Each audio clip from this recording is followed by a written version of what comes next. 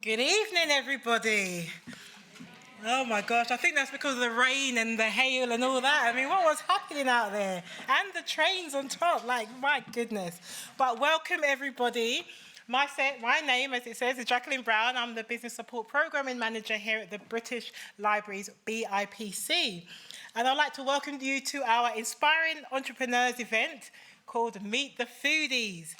We're here with these events to inspire the next generation of entrepreneurs. We want people of all ages to use our services, to start businesses and make some money and help bring back some money to our economy so we can continue to grow.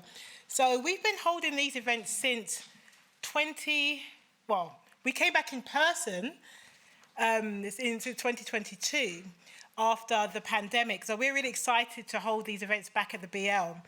And we really want to support everybody. So regardless, if whatever age you are, race, what your background is, that's what we have services, resources like training programs, one-to-ones, Mintel, reference advice, all sorts that you might need here on things like intellectual property, on things like how to get started, sales, etc., etc. We're here to support you from the beginning upwards. And we've been scaling up our business and IP centres across the country in 21 spaces. So we've now got our hub and spoke kind of offering in places across the country. For example, we've got two of our BIPCs logging in today, those in Manchester, hey Manchester, and those in Liverpool. Welcome Liverpool, lovely to have you on board as well tonight. So all together throughout the whole system of national network, should I say, we run our workshops and we do events like we're doing today. So I do invite you to continue to look at our Eventbrite page, look out for your emails that you get from us to see what else that we have on offer, because there is a lot. Plus, little birdie tells me that through our surveys, it tells us that your 90% of our businesses are still running after 3 years compared to only 50% across the general board. So I think coming here, using our business and IP centre is really going to help your business. If you have a business, please raise your hand. Okay, it's looking decent. Okay, I think there's a few more of you who haven't started. Well, you're probably just here for the food then, I guess. Well, there's not really much food. But anyway, we do have some stands outside who are part of our program called Get Ready for Business Growth. So we do have those outside who are showcasing their food. So do go and speak to them afterwards and get to know them. If they're here in the room, just wave your hands and say hello. Awesome. And they'll be ready for you back outside at the end. So again, just shout out to our London network, shout out to our network across the country, Manchester and Liverpool. And I'd like to thank you for supporting this event. You're going to get a lot from it.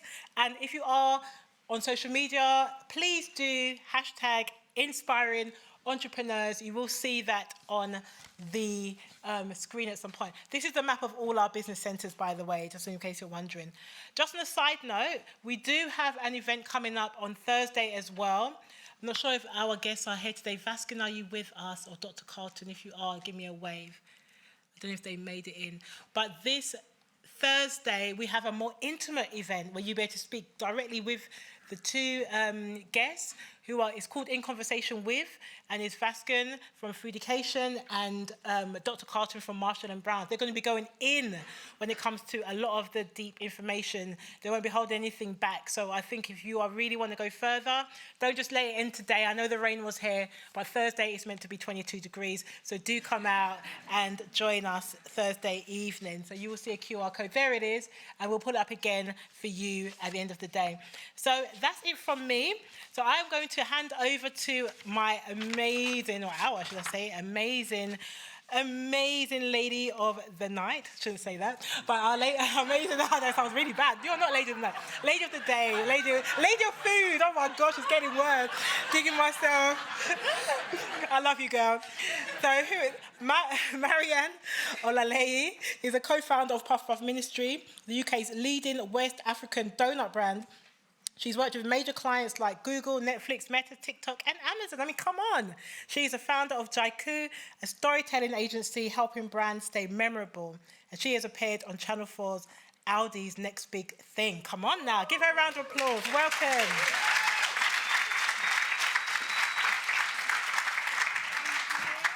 Over to you, my lovely. Okay, I just want to start by saying my mom is actually here today, so I want to just clarify that I am not a lady of the night mom. So, with that being said, I am genuinely really excited to be here today. You all look absolutely gorgeous, and including those of you online. I actually don't know where you are, but I think you can see this. I may not be able to see you, but I can feel the gorgeous energy in the room. So, first things first, when I actually saw the names of speakers for this evening, I actually fangirled a little because I genuinely believe that these are some of the most iconic founders in the food industry. And sidetrack as well, I don't know if anyone else noticed this, but you see in everyone's photo, we're all like smiling with teeth. Like we're all really happy. And so I just have a feeling that there's something about food founders just being the happiest founders ever. So you heard it here first, okay? Food founders are the happiest.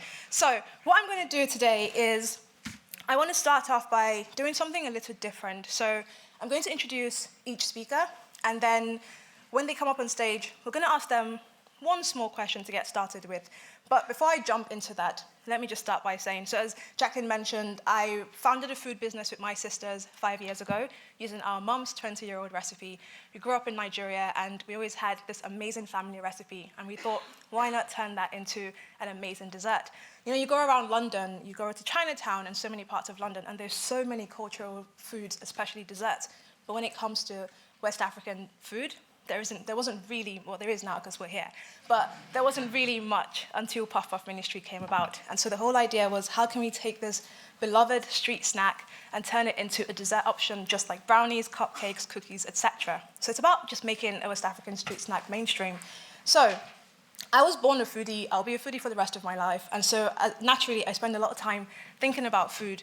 And when I was asked to think about what the future of food means to me, as someone who's plant-based, and if you are as well, you probably know, a lot of people ask questions like, oh, how do you get your protein? And everyone's really obsessed with protein these days. By the way, if you're plant-based, it's not that hard to get your protein, unless you're doing something wrong.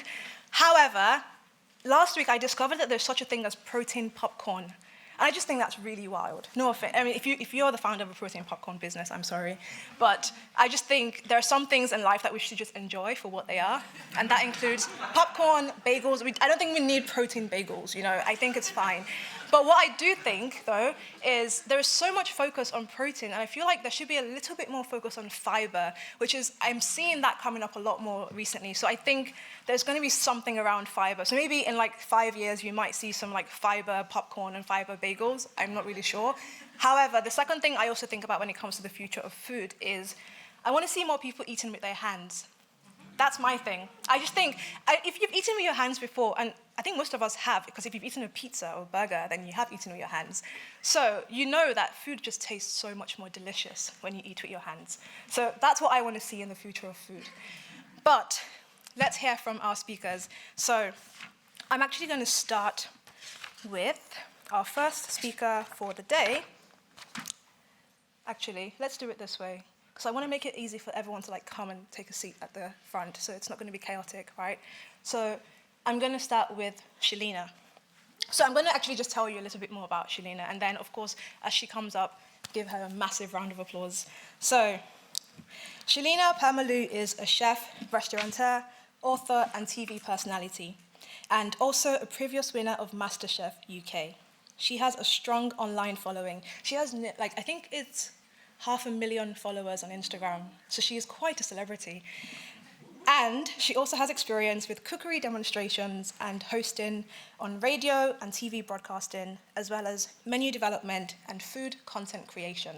So, Shelina, welcome to the British Library today. Please come up and tell us what you think the future of food is. It's such a pleasure to be here. Hello, everyone. Okay, so this was on the spot, because I just figured out that that was a question. So I have two things. I think there are two things that are going to be quite important to the future of food. The first one is ethical. I think a lot of people are focusing attention on purchasing ethically, so more things that are aligned to our own values and our own opinions of the world. And I don't quite think that that was a case sort of 10, 15 years ago. And then the second thing is authenticity. So when I first came into the world of food, I was the first woman of colour to win MasterChef, which was quite mind-blowing when I think about it now. But in terms of being authentic, I really struggled to be authentic because no one knew about Mauritian food, no one knew about African food back then. And I was really sort of fighting against the tide to get everyone to understand what this food was all about. And I think now we're in a space where consumers are looking for authentic products that really showcase the real true value of diversity. So I do think those two things are going to be very important. Amazing. So, before you go, I'm going to ask you to do one more thing. Okay. So we're going to take this like in a good flow. So what I'm going to ask you to do is actually introduce the next speaker. Okay. And so in this case, it's going to be Segun. So you can tell us about Segun. No pressure. We really read the notes for today, didn't we? Okay.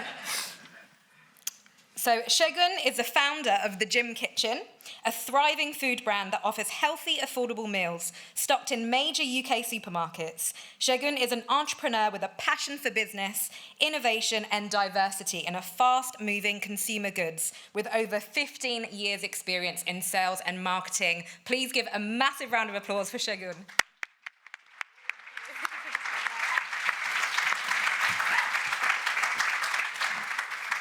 So good evening, everybody. It's an absolute pleasure to be here.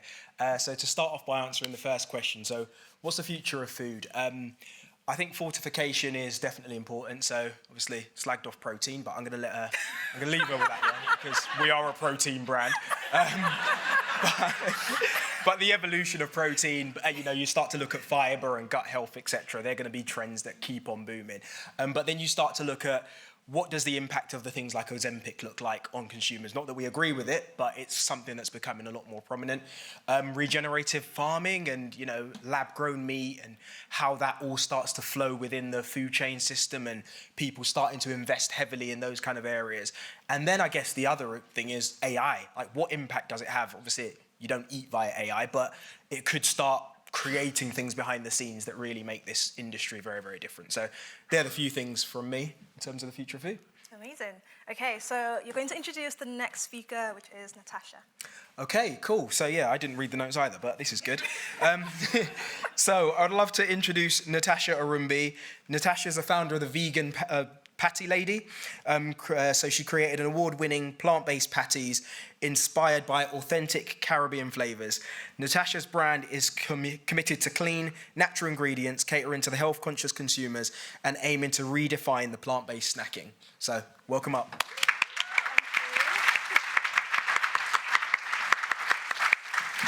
Evening, everyone.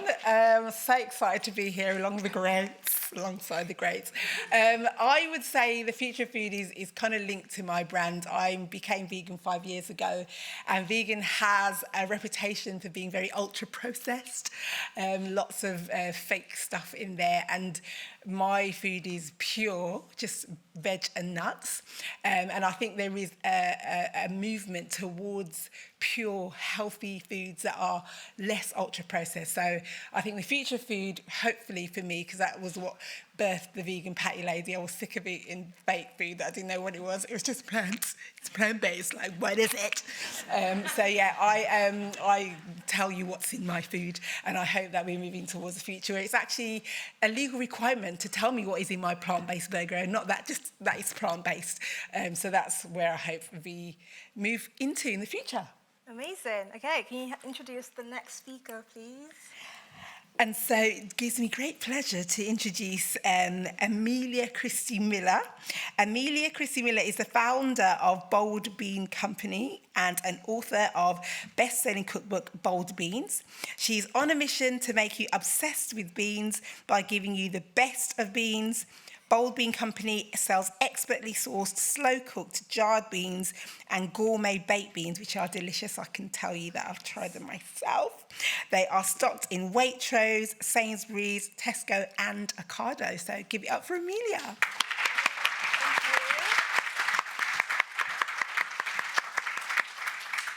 Hello, thank you so much for having me. I think my fellow panelists really covered a great spectrum. I think the one thing I would love to add, I'm an optimist, and I would love to see more plant diversity in the foods that are in our supermarkets. So food security is something which we're becoming more and more aware that we need to sort of really tackle. And I think, with climate change and all these challenges facing, we really need to diversify the plants that we're relying on, and we're often relying on very few. So my dream would be if we're all eating lots of different niche varieties of plants, wheat, beans, of course. And then I would also say more fibre and, more plants, let's hope. Amen to that. Thank you, Amelia. Okay, let's get into it. Does anyone want some water? Okay. Are you all Is it feeling- sparkling? Is it sparkling? I'm not a fan of sparkling I'll water. get some just in case. If you get that cough, it's Actually, really yes, I panicky might as with well. anyone Yeah, else. That's a good idea. Yeah, go on, I'll give you some as well. Yes, let's all just In case. Try and be a gentleman. don't really feel like choking tonight, so it would be great to have some water. Thank you. Thank you. All right. How is everyone feeling tonight? Good. Yeah. Good. How are you all feeling? How are you all feeling? Thank you. Okay, we have a lot of ground to cover today. I really want to make sure that everyone leaves this room feeling inspired, engaged, ready to go. So I want to make sure that, everything that we discussed today is really practical and genuinely helpful for you.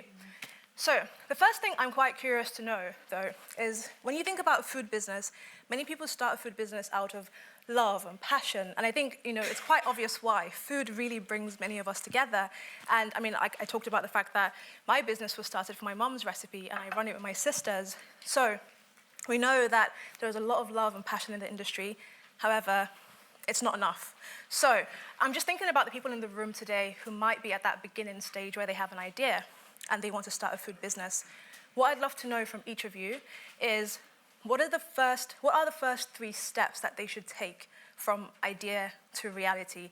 And I don't even care if it's like the boring stuff like register with the council. Sometimes people just need to know that. So I would love to start with you, Natasha, because I know you started your business in 2023. Mm-hmm. So I feel like, you're sort of like the... Very new. Yeah, you remember all of these maybe a little bit more. So I'd love to start with you. What are the first 3 steps that you think anyone should take from idea to execution?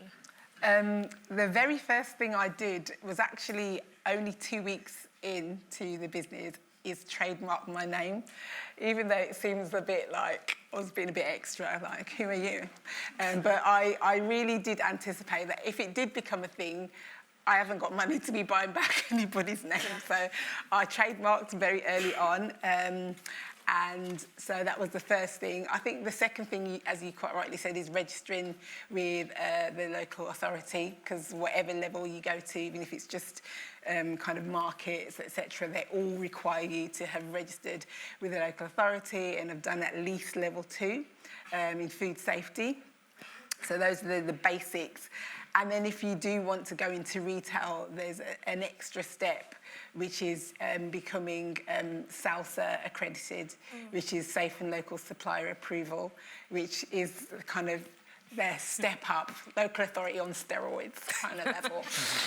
So it's kind of, requires you to record everything, what time you got up out of bed and time you brushed your teeth and, every single facet of the business. So I think those 3 in terms of, progression or kind of entrance to the food market. That's really good advice. I love that you started with trademarking. Yeah. I think many people actually forget that. And we've all heard many stories about businesses who didn't trademark and then a massive, much bigger company came along and was like, oh no, you have to change your name. So it's very expensive. It's a very expensive mistake if you don't trademark. So I love that we're starting strong on the practical stuff. Okay, Amelia, I want to go over to you next because I know you started Bold Bean in 2021, was it?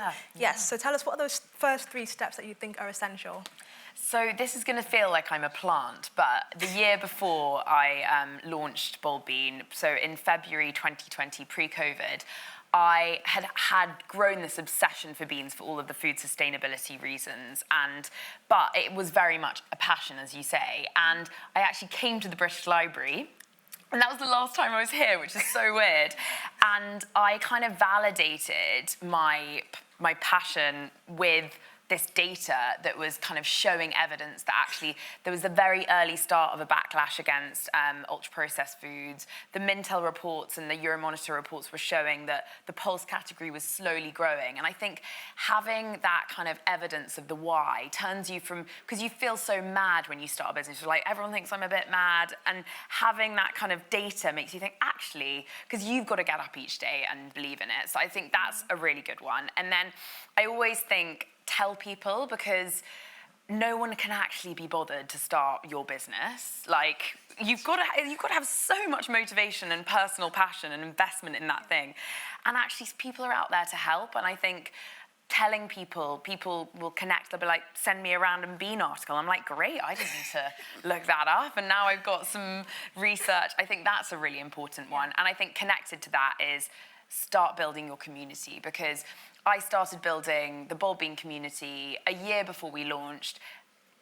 Founding a food business is lonely. It really helps you kind of not feel alone, but also they can help you. They actually, my Instagram community, very small, decided on Bold Bean Co as a name, and they voted, and that's kind of different data points, and also they become invested in your journey. So I'd say those are my three. I love that so much, because we did the same thing with Puff Off Ministry. Before we actually launched, I'd been posting on Instagram for a whole year. And so when we were actually ready to start sending out boxes, we just made a post saying, our kitchen is open, let's go. And we had like 50 followers, but still, it was great. It was better than zero. So I agree, definitely start building that community before you need them to sort of support you. So that's a really good piece of advice there. Okay, I want to go to Shegun next. So what are your first 3 steps that you think everyone should follow? Yeah, so I feel like Amelia came and stole all 3 things I was going to say. So I'm just going to reframe them. So basically, the first one is, when I was setting up the gym kitchen, my frustration was I just couldn't have access to healthier eating at affordable prices. So I then had to go out and validate that and understand whether everybody else felt the exact same. So that meant I stood outside gyms, I stood outside leisure centres, I snuck into Slimming World groups, all of that kind of funky stuff, just to find out, well, what is it that you actually, want or do when you're looking for protein or for better for you meals. So really it's about validating that idea, because you're going to end up putting so much time and effort into this. Obviously, most people have a job whilst they're then trying to do this as their side hustle. So it goes back to how far do you want to try and take it, because it's very easy to just create a product, but to get it to supermarket level, you've got to then start to really think about category differentiation, and if they're going to put you on shelf, they need to take something off of the shelf to kind of almost make that work. The second thing was, it genuinely was that building that community piece. So I launched the brand in January 2020, but I set the Instagram up in January 2016. So I spent 4 years just building the community. But part of that building the community was, I went out and I spoke to like personal trainers, and then I also spoke to just fitness enthusiasts, and kind of got them on board the journey, just telling them, hey guys, I really want to launch this, I really want you on board, to the point where I was even doing like video interviews and things like that to kind of share and just build it. We were posting memes on the Instagram profile and all sorts. And then when we launched, it meant that we had probably about 5,000 or 6,000 followers, which was great to be able to show a retailer to go, okay, we've got a bit of a platform here, we can kind of build from that. And then I guess the last thing really is just that networking piece. So one of the things that I say is network as much as you can before you even get the brand out there, because the more people you know, the more people that can help you, the more people that you just gallivant around you to just almost create a bit of a buzz with that. And then you never know where people might go. So when you're speaking to buyers at retailer head offices, right, they move around so much. So you might deal with one buyer today, and then they're like the director of something. And this has happened to me like so many different times. So just networking and just getting your face out there and understanding what they want, I think is just super cool. Three things. That's great advice. Yeah, you definitely remixed that quite nicely from what you Thank you said. very much. Thank you. And Shalina, what would you say? So I know we're supposed to say 3 things, but I'm probably going to end with 1, okay? Because I think most of the things have been said. But one thing that I think is really important, and this is being the older person on the panel, of being you don't know how old we are. You don't know how old we are. Older in the food world. So being in the industry for more than a decade, I think the one thing that I have noticed is everything that you think you want to do has already been done. So, and it's not to say that your idea is not authentic or original. It absolutely is. It's just that the product journey has already happened. So someone you know would have already opened up a restaurant. Someone you know has already, done what you need to do, take a product to market, a hot sauce brand, something like that. So it's already been done before. So the advice here is search for those people. Find those entrepreneurs, speak to the founders, and really understand their journey, because they will be honest about the mistakes that they've made. And I know I have been. That's one of the things that I love to do, is share the mistakes that I've made. I think it's so important and valuable, because I don't want other people to make the same mistakes. So once you figure that out, you can then start to build your community, build your brand, really understand what your USP is. But the key here is really to know that it has been done before, but you're the thing that makes it different, and you are the thing that makes it original. So make sure you own that and share your own personal journey, and really understand the why behind you're building your brand and why you're doing that product or building your restaurant or whatever food business it is that you want to do. So know your why and go and hunt for those people who have made the mistakes. I really love that, actually, because of what you said about the fact that there are very few new ideas out there. So there's a chance that whatever idea you have, someone has already done it. And I think that's something to really remember, and why, like you said, you have to know why your business exists. And what's really interesting, Amelia, I saw your LinkedIn post recently where you said that you got Britain to pay £3.25 for a jar of beans. And I want to talk a bit more about that, because essentially what you've sort of started that conversation, Shalene, is about positioning in a really busy market. So what would you say were some of the things that you had to keep in mind in positioning Bold Bean as a luxury and gourmet bean brand, given the fact that people can get beans for much cheaper? So how did you go about that?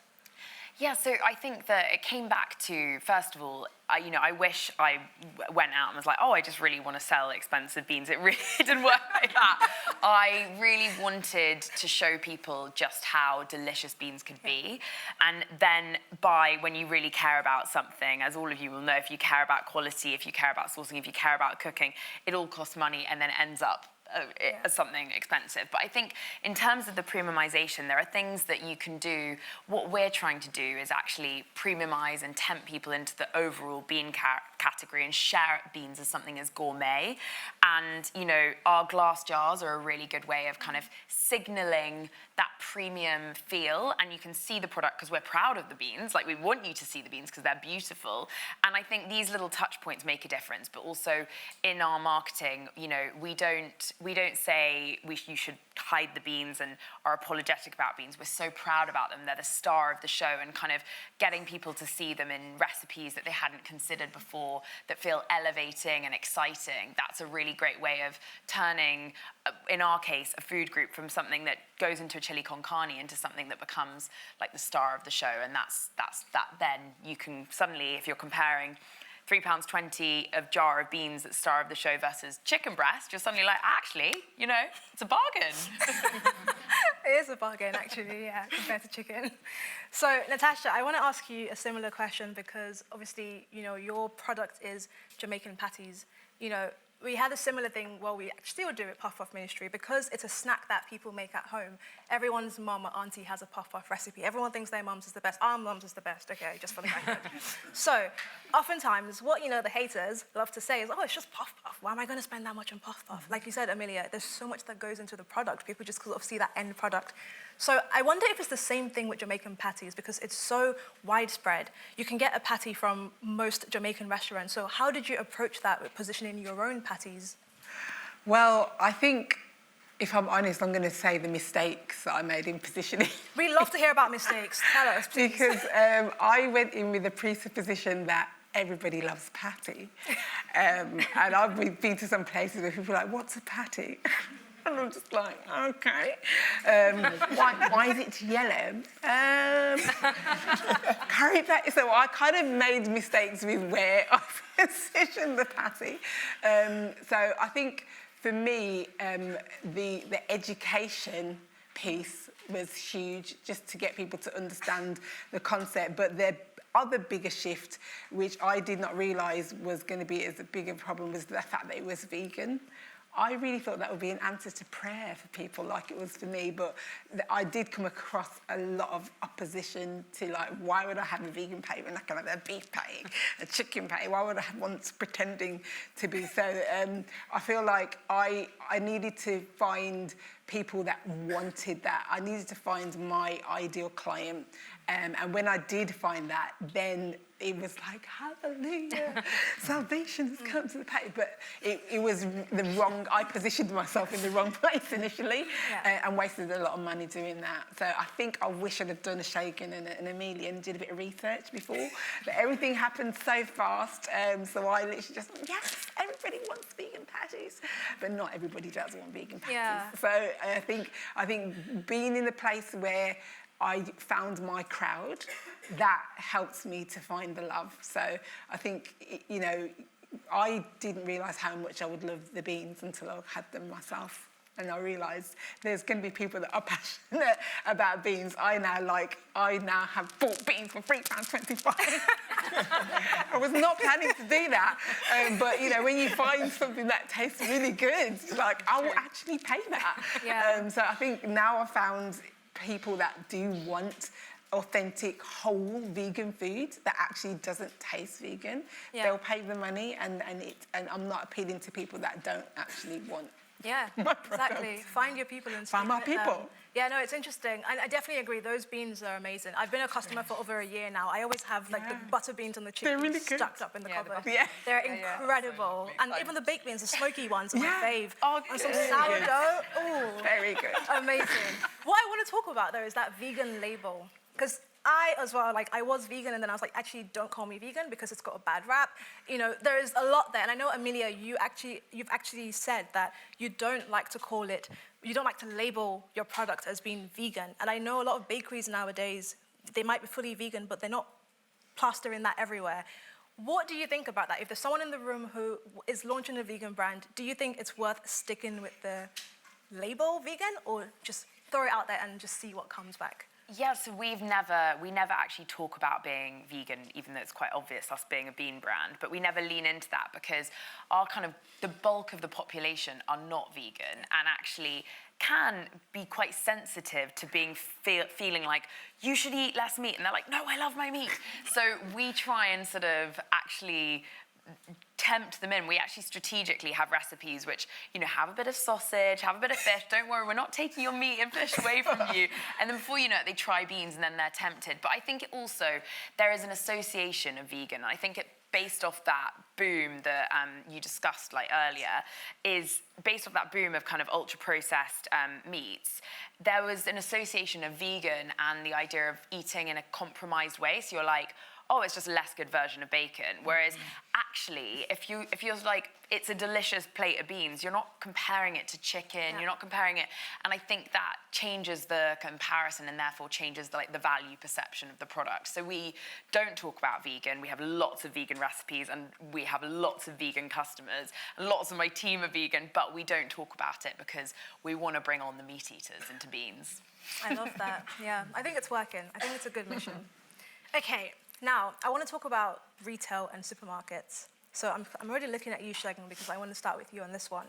So one thing I actually found out, as Jacqueline mentioned, I was on Channel 4, Aldi's Next Big Thing, pitching Puff Puff Ministry to be stocked in 1,000 Aldi supermarkets across the country. We made it to the final 2, but they chose a banana ketchup company because it's scalable, it's easy to produce, you know how it goes with mass manufacturing. One thing I did discover, though, from talking to other businesses who are stocked in supermarkets is that the work doesn't end when you get listed. In fact, it's actually much harder once you're in the supermarkets, because I heard that people actually pay people to help them get their products off the shelves. But I think online you think that, oh, I'm just working towards being stocked on these shelves, but really the bulk of it is how you get your products off those shelves. So I would love to know, because I think when you look around the food industry, consumer packaged goods is essentially the end goal for many people, because like I said, it's scalable. You can get it out to a manufacturer, it's quick. How would you go about doing that if you're someone who maybe you're working from a home kitchen, like jarring your chili sauces or whatever it is? How do you get to actually being stocked in a supermarket? Yeah, cool. So how do you get stocked to be in a supermarket? So first of all, it goes back to the USPs argument in you've always got to think about it from a retailer's perspective. They don't have expandable shelves, is what they tell me every single day. So in order for them to put one of my products on, they have to take a product off. So then why would they put that new product on there? And there are a few reasons as to why they do that. So the first one is you're going to add category value you're going to add value to their category. And so adding value to their category could look like this. So say, for instance, there's a product on their shelf that's at £3 and you're at £4. You might sell the same at that £3 product, but at £4, and then that adds £1 to their category. The other argument is you'll bring a different type of shopper to the fixture. So Tesco, for instance, talk about bringing this younger shopper to the fixture, which is what we've done in terms of protein. So the example there is our protein ready meals, for instance. That was the first ever category that I launched, and no young shopper was ever buying any ready meals whatsoever. So they kind of needed some sort of change in evolution because the consumer was doing meal prep, you know, chicken breast, broccoli, brown rice for the week ahead. Sorry, I said chicken because these anti-vegan and vegan-y people on the panel, but we'll talk about that later. Vegan-y people. But yeah, so they were doing chicken breast, broccoli, brown rice for the week ahead. So it kind of almost wanted them to stop doing that, but kind of work their way to the supermarket. So that's kind of almost the start, right? So once you can demonstrate that, hey, this is what's going to happen if you launch my brand, it's then, okay, the steps as to, all right, is it commercially viable for yourself? And the reason I say is it commercially viable to yourself is because I've seen so many brands just be willing to lose money because the retailers need to make a specific margin, right? So they're not going to budge on their costs. And some people go, all right, I'm going to raise all of this money and I'm going to lose money for the next 2 years, but eventually we might make money. It hardly ever works out like that because the costs just get higher and higher. Every year, the retailer wants more money. So you're then kind of almost chasing your tail. So is it profitable? How are you going to fund it? We talk about, kitchen versus actual finding a manufacturer, right? So some people can do it at their kitchen, and you were talking about the accreditations that are needed to do that. It is very, very hard. What we've done is we found the manufacturers that did the own label or private label version of a wrap, for instance, and then we work with them on a recipe for our own. And obviously we do our own development and our branding and everything like that goes with it. But there's efficiencies in finding a manufacturer that can already create this product. And actually, maybe even someone that's already selling the products to the retailer but doesn't have a brand. And that's where we kind of got in there quite early. We found a manufacturer that they'd never worked with any brands before. And so our ready meals were the first ever brand that they worked with as a challenger kind of thing.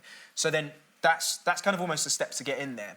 Then once you're on shelf, as you mentioned, that is the hardest part because you land on shelf and then you're kind of almost hoping that these things sell, right? So it goes back to what I was talking about in the beginning.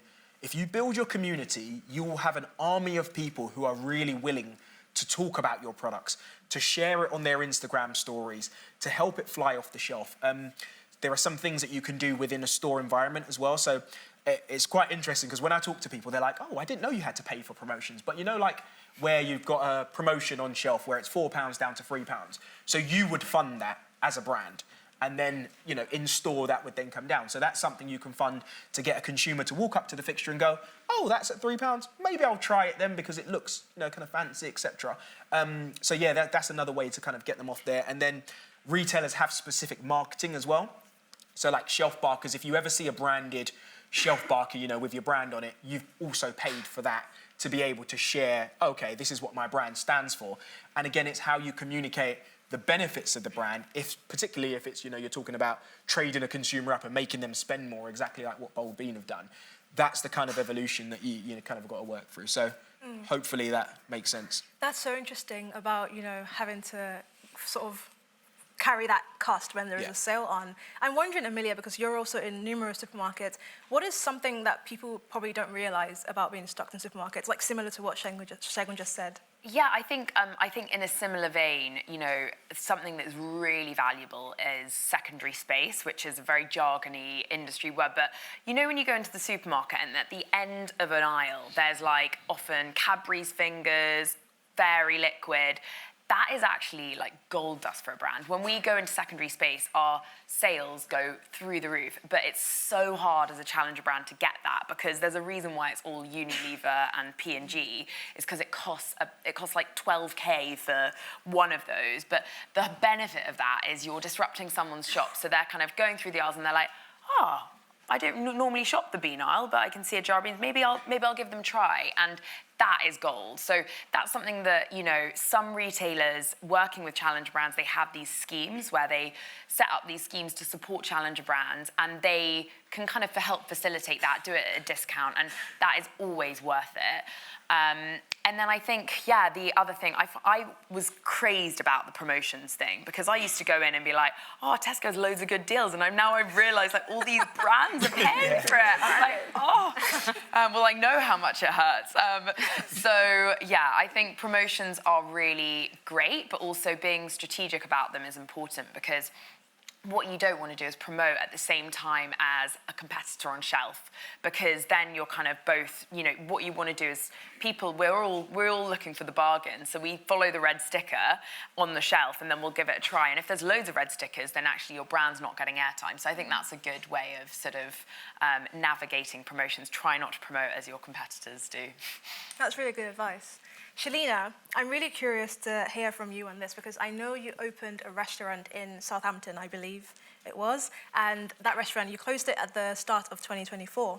Yeah. So what I'm wondering, because again, many food businesses, you know, they start at home. So I'm wondering what is the advice you would give to anyone who's trying to transition from working at home to scaling up production into maybe that's a factory or a much bigger dark kitchen or their own physical building? Because I know, again, the restaurant industry is also very, very complicated and very expensive. So what advice would you give? Is there like a sort of staggered approach that you would suggest, or just go all in into whichever one you choose? So this is where you will make lots of mistakes, and it's valid because your product is going to be unique. So for me, I learned how to cook watching the elders and the aunties. And, you know, you're in their kitchen and you say, Auntie, what have you put in that pot? Oh, a little bit of this, a little bit of that. And in Creole, we say, en chigit sa, en chigit lot, which means a bit of this and a bit of that. I'm writing my notes. Okay, a little bit of salt, a little bit of powder. And I'm like, what is this? Is it a teaspoon? Is it a tablespoon? Is it 100 grams? And so I'm taking these home recipes, these authentic recipes of culture, and trying to translate them into recipes that are then going to be consistent. Because in a restaurant, as a consumer, the restaurants that we love are the ones that serve us the same meal over and over again and deliver the same experience. You know, we have nostalgia when we go to restaurants, and we have that feeling like, oh, you know, I'm going to go to Wagamama's and go for a katsu curry, for example. You know what you're getting each and every time. A small independent restaurant has to offer that same level of comfort, but with the authentic values of being an independent business. So taking those home recipes, testing them in your own kitchens, and then putting them into a commercial space, it becomes complex, because actually those recipes, going from, you know, 1 teaspoon of salt to 1 kg of salt, it doesn't translate. And especially when you work with spices and flavor, you can't just double, triple, quadruple. And this is where you have to reliably test it over and over again. And this is where I say you're going to make mistakes. You can't have someone that comes in. You can get food developers, but if you are going for recipes from your own culture, like I did, you've got your aunties, you've got the elders, and you've got yourself, and we're all just figuring it out as we go along. So I had my restaurant for just over 7 years and sold it last year. It was an incredible learning curve, but one of the things that I had to let go of was control. And it was that over control to make sure that recipe was perfectly authentic. I had to change it because, you know, you couldn't get hold of certain ingredients. I couldn't get hold of sour mango or papaya at a particular time of the year. So what could I use differently? What other ingredients could I source locally? So I definitely think you sort of have to let go a little bit, make those mistakes. But what is so important is consistency, making sure those recipes are consistent for your customer each and every time they have it. The other kind of challenge when it comes to restaurants and perhaps selling products online outside of retailers, if you are selling independently, it's again testing those recipes and know how long they hold for. One of the things that I started off doing was selling my curry powders, my hot sauce range, and little did I know that fermentation exists if you don't cook and boil things over a certain degree.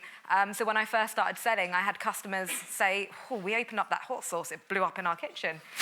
And I was like, oh yes, okay. I mean, this was, you know, over a decade ago.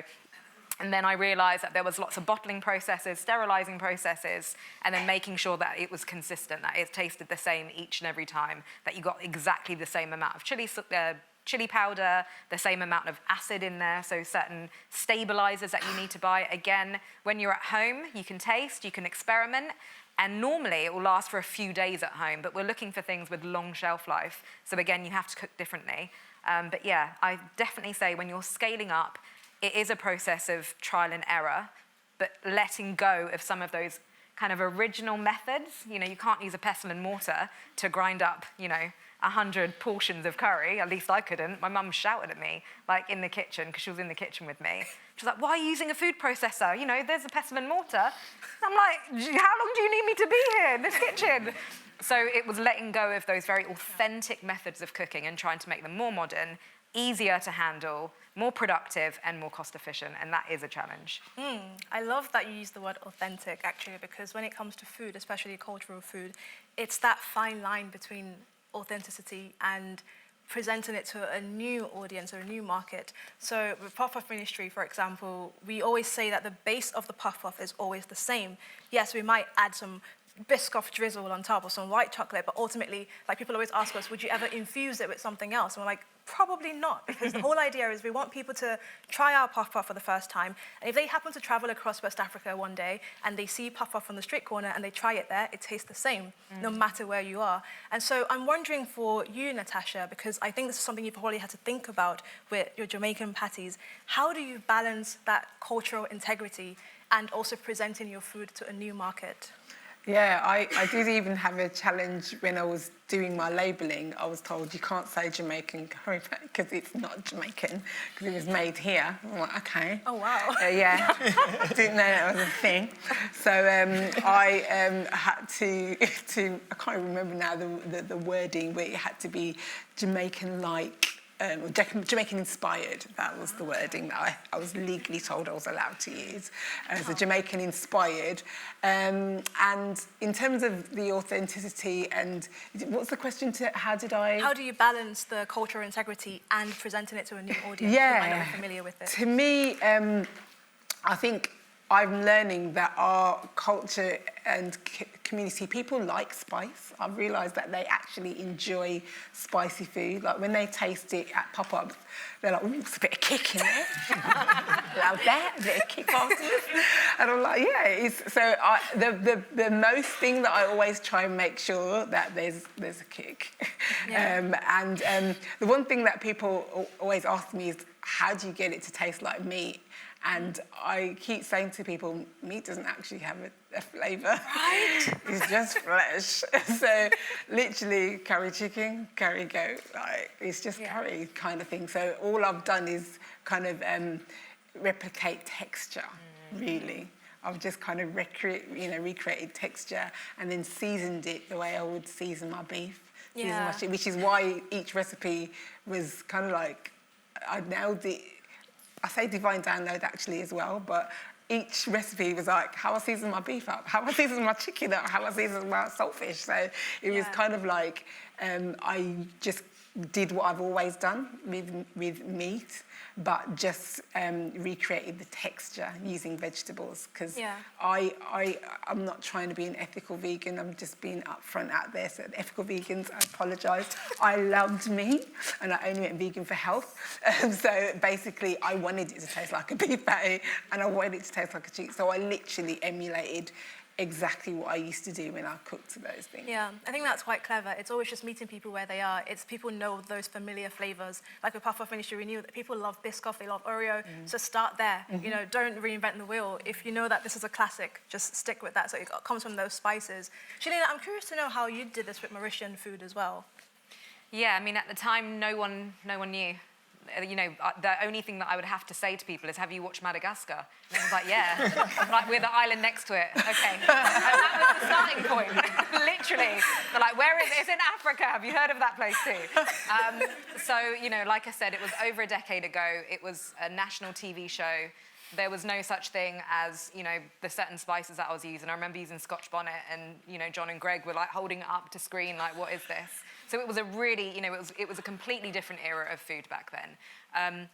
So introducing Mauritian food, especially when I first opened the restaurant, I'm going to say, unfortunately, is anyone from Southampton or nearby? Is anyone from Hampshire? One hand, okay. So I'm going to slate the area a little bit. If I had opened up in London, I'd probably still be here to tell the tale. But because Southampton was a completely different area, you know, we're probably about 30, 40 years behind in the food scene. Going into, you know, into Southampton in the city centre, I love Southampton, by the way, you know, and I was bringing in traditional food. So one of the first dishes that I remember doing was a home-style curry, which is very different to what they would normally have from the Indian diaspora, okay?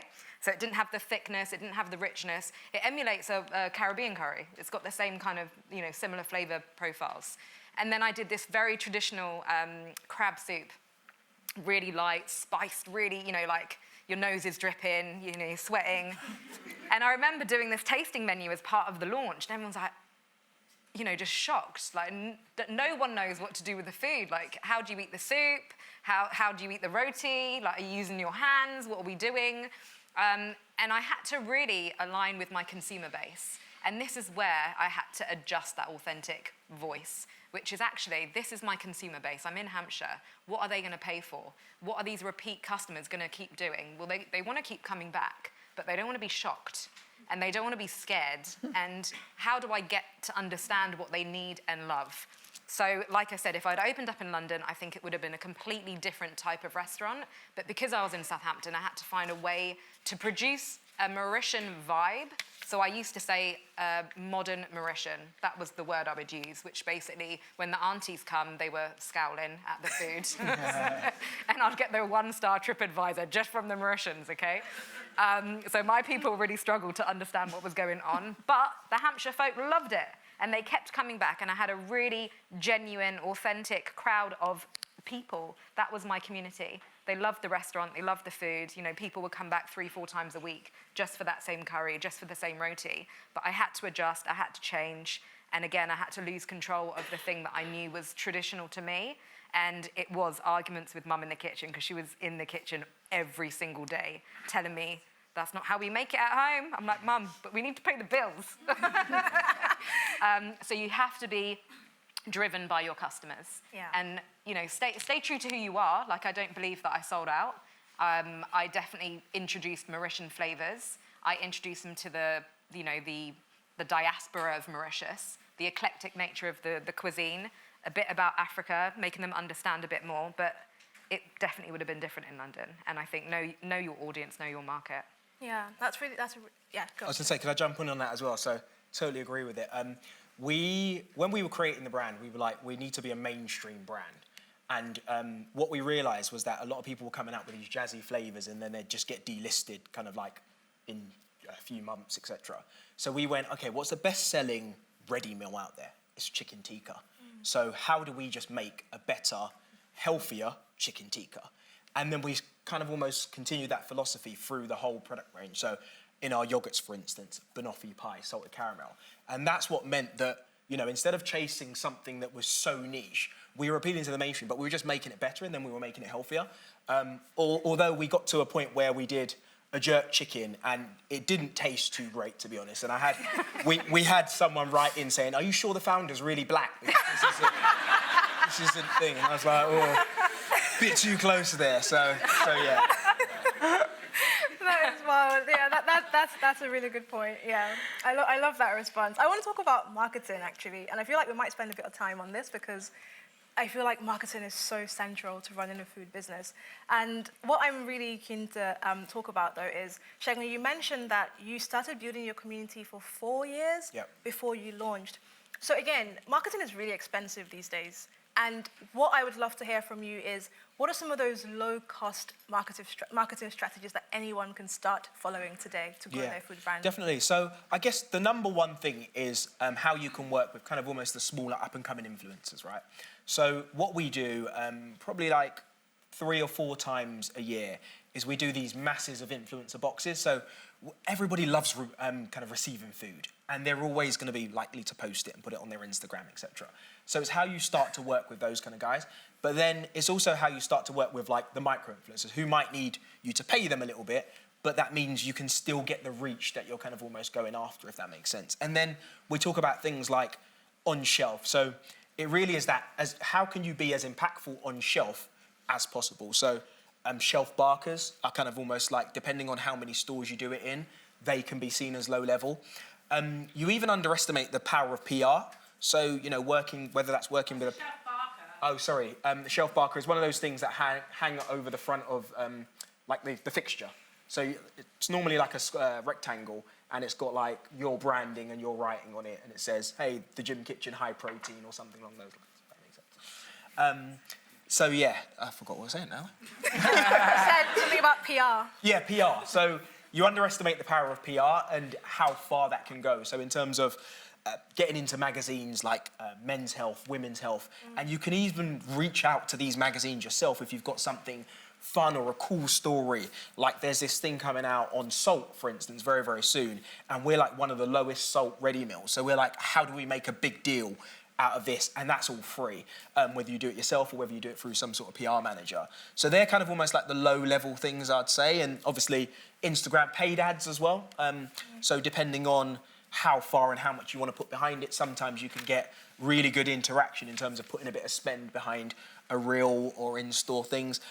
Being jazzy about your content, and I guess it flows into what's your content type, right? So if you do a lot more storytelling, you'll get a lot more people coming in on the journey. A lot of people nowadays talk about they want to be a faceless brand, but in this environment where big brands are spending so much money, you just kind of get caught out. Whereas the most unique thing is you, and how can you kind of almost put yourself at the forefront of storytelling. Oh, why did you create this? What is it about? How has it impacted someone's life? With us, we talk about weight loss journeys, all of that kind of stuff, which people then resonate with because they've been there before. Yeah, there are a few things Yeah, you touched on so many interesting things there, actually. So I know, like Natasha and Amelia, you're both essentially very visible faces for your brand. Amelia, you obviously have an amazing LinkedIn presence. So every time I see a LinkedIn post from you, I just cannot believe how many likes are on there. It's like sometimes like 2,000 likes. And so I'd love to know, how important is it for a business owner to have their founder brand versus the business brand? And how do you actually separate the two? Can you separate the two? Yeah, I mean, it's a really great question. I think initially it's a really cheap way of like building authenticity and trust, because in a sea of, you know, faceless brands, like, and consumers are more and more losing trust in kind of big corporates. Yeah, what sets you apart is like the fact that you're a human who really cares. I think it's a really hard one. The word personal brand is kind of a little bit icky. It's a bit sort of, what I found amazing about LinkedIn is I speak a lot about building a business, some of the decisions, culture, everything like that. And what's been incredible is it's actually become a bit of a talent pool. So, you know, when we put out a job out there, we have hundreds of people who know exactly how we work. We're a fully remote business, which comes with challenges, but also tracks a lot of specific talent. You know, I talk openly about our values. So people are going to know what they're signing up for, and actually we're going to find people who really crave those values. And I think that's something that's been really powerful on LinkedIn. And also, you know, if you're working with supermarkets, you know, buyers are procrastinating on there. They say they're very busy, but they're obviously going to be on LinkedIn every now and then. And it's a great way of just communicating to them and reminding them, I'm a human, by the way. So you not replying to my email for 3 months, like they might be like, oh, maybe I should get back to her. She's like, you know, clearly trying really hard to make this work. So humanizing the brand, I think, is a really powerful way of building rapport with Joe Blogs, with future talent, but also with your customers, those key buyers. Yeah, that's really interesting. It's so fascinating with, you know, this whole personal brand thing. It is very icky. People are terrified of LinkedIn. Every time I post on LinkedIn, I have to throw my phone in the next room and run away because I feel like just entering the ground. I'm like, who am I? This is really deeply embarrassing. So what I would love to know is, how do you do it, Amelia? How are you showing up on that platform and not feeling, are you feeling cringe every time? I've got more resilient, and I would say my most successful kind of posts have been when I've been probably most raw, most vulnerable, and most authentic, because often that's not the voice you hear on LinkedIn. On LinkedIn, it's just like, look how amazing I am. If you do a post that is celebrating something, naturally you will get like a bit of excitement, but really what connects with people is the human experience. And I'd say when I've been more kind of vulnerable in that sense, which has been scarier as well, you know, I've had the most wide reach because no one's got it all sorted, no one's doing it right, so they can relate to my experience of messing something up or feeling scared about something, because everyone goes through life feeling those things. No, it's true. It's true. We're all just faking it till we make it. Natasha, I'd love to hear from you because, Amelia, I think what you're talking about there, it touches on this whole building in public narrative. And I found as a marketing strategy, that's very, very effective. So Natasha, I know, like, I see your videos popping up, your big smile, you're always happy, you're always, first of all, how do you have so much energy? Can you please tell me? I really don't know. Like, I for the last couple of weeks, I think I've had 3 hours sleep each night. That is because I have a full-time job as well. So it's very crazy. So I don't know why. Maybe it's because it's driving me insane. That's why I'm so... Do you know what? There's something there. There's something there. So much Something energy. in those patties, isn't it? Little sprinkle, eh? Yeah. Wow. Something like that.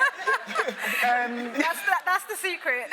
No, do you know what? I think the energy comes from how passionate, like, I am so passionate about this. This is no longer just, I want to do a thing. This has to happen, kind of no, you know, there's you know, no compromise. And that passion drives me to leave my job at 5 p.m. and rock up in the kitchen until 1 a.m. and then get up again at 4 a.m. Like, that's what drives me. And I think you know, there has to be a bit of insanity because he does that. But I believe in it, and I believe that people need this. And if I stop, like, I'm stopping people from accessing what I think they really need and they want. They want healthy, pure food to be available, and I can make it happen. So I feel like, you know, it's become a bigger mission. Like, let's just make this world a healthier place. And I feel like I can do that. So it drives me insane sometimes, but it does drive me to know that I'm actually part of a bigger, greater mission, and it's going to help people. I love that, yeah. We're all genuinely insane. You have to be to do this job. Working in the food industry is genuinely back-breaking work. Like, you'll be standing in that kitchen and your back hurts. Literally. Like, that pain. My eyes closing. Unreal. Yeah, I get it completely. Shagun, I'd love to hear from you because, you know, I see the Gym Kitchen videos and you're there in your bright blue hoodie. So I want to know, like, what are some of your tips for building that founder-led brand and being sort of the face or being very visible in your brand? What are the tips? So I guess it's being authentic to who you are and what you're trying to represent, right? So, you know, I go to the gym, you know, I'm enthusiastic about it, you know, I eat all the food, I get involved in product development. So I feel like it's really, really important to then show up. Like where there are events, I love going along to the events because then that gives you the opportunity to speak to customers, see what they're looking for, see how you can then implement that into your business, but also just in terms of being a role model, hopefully, you know, in terms of people looking up to you as brand owner and being there, being on the ground. It goes back to this personal branding point, really, and how do you almost get extra marketing for free? Yeah. Because, again, you can't, you know, we're competing against all these brands with, like, multi-million-pound budgets. What do we have that's different? The founder. And that's the thing that you've got to kind of sweat as much as you can, obviously. 3 hours sleep's a bit mad, but, you know, sweat it as much as you can and get more, you know, just get out there more and be that face and be visible. I guess that's, yeah. One thing I'm wondering, though, is as a founder in a food business, how much of your time should you be spending on marketing versus what we all know where the bulk of the work is in the logistics, the admin? Like, a lot of my time is on the laptop, not really in the kitchen. So how do you sort of block out the time for that? Do you know what? It's priorities. There isn't really a answer I can give you that goes 50% of the time on marketing, 50% of the time on this. It really is, what's the need for today? What are we working on and how do we activate that? And then on to the next, and then on to the next.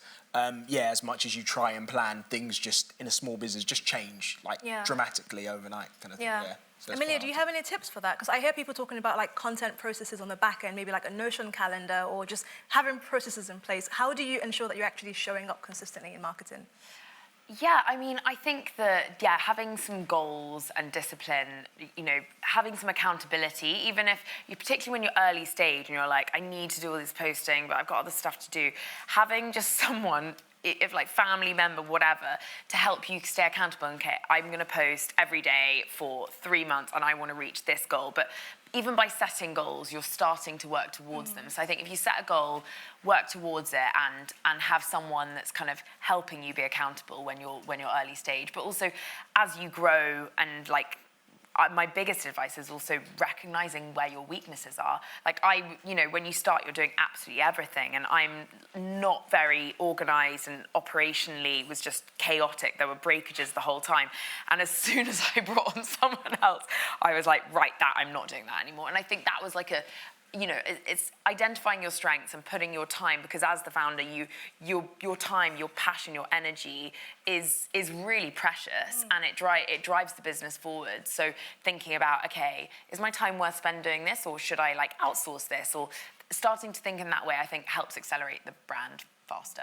Yeah, that's such a good point. People always say to founders, focus on the things that only you can do. If there's something that someone else can take off you and do it even better, then just let go of that control, like you said, Shalina. I actually want to talk to you next about this, because I want to talk about Instagram. We've touched on LinkedIn. You know, when people think about food business, they're thinking Instagram, TikTok. You have just under 500,000 followers on Instagram. First of all, Too old for this. every time you post, do you know what? Like, I've only got like 1,500 followers on Instagram. Every time I post, I'm like, all these people, and it's only like 1,500. Does it terrify you to have that many people following you on Instagram? I just find it really obscure, and I am an accidental Instagrammer. So I'm not like one of these content creators. I don't selfie myself. Like, I don't even have my phone on me. I don't even know where it is. So when it came to Instagram, it happened by accident, and it happened only because, in fact, so going back to the branding, when I did MasterChef, people knew who I was because of the show, but they didn't know what I was in terms of a brand. So I was known as the Mango Queen. That was it. Maybe someone knew my name, but I was known as the Mango Queen, the one that won MasterChef. Oh, okay.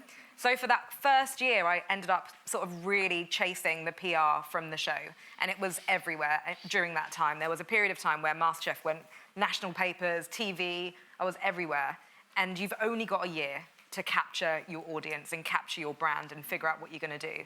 So within that first year, because I had a business background, it was like, no, I cannot just fall to this PR pitch. I need to figure out, how am I going to make money? How am I going to get a career out of this? So what I ended up doing was thinking about myself as a brand, thinking about the things that I'm good at, and the things that I want to focus as separate businesses to me.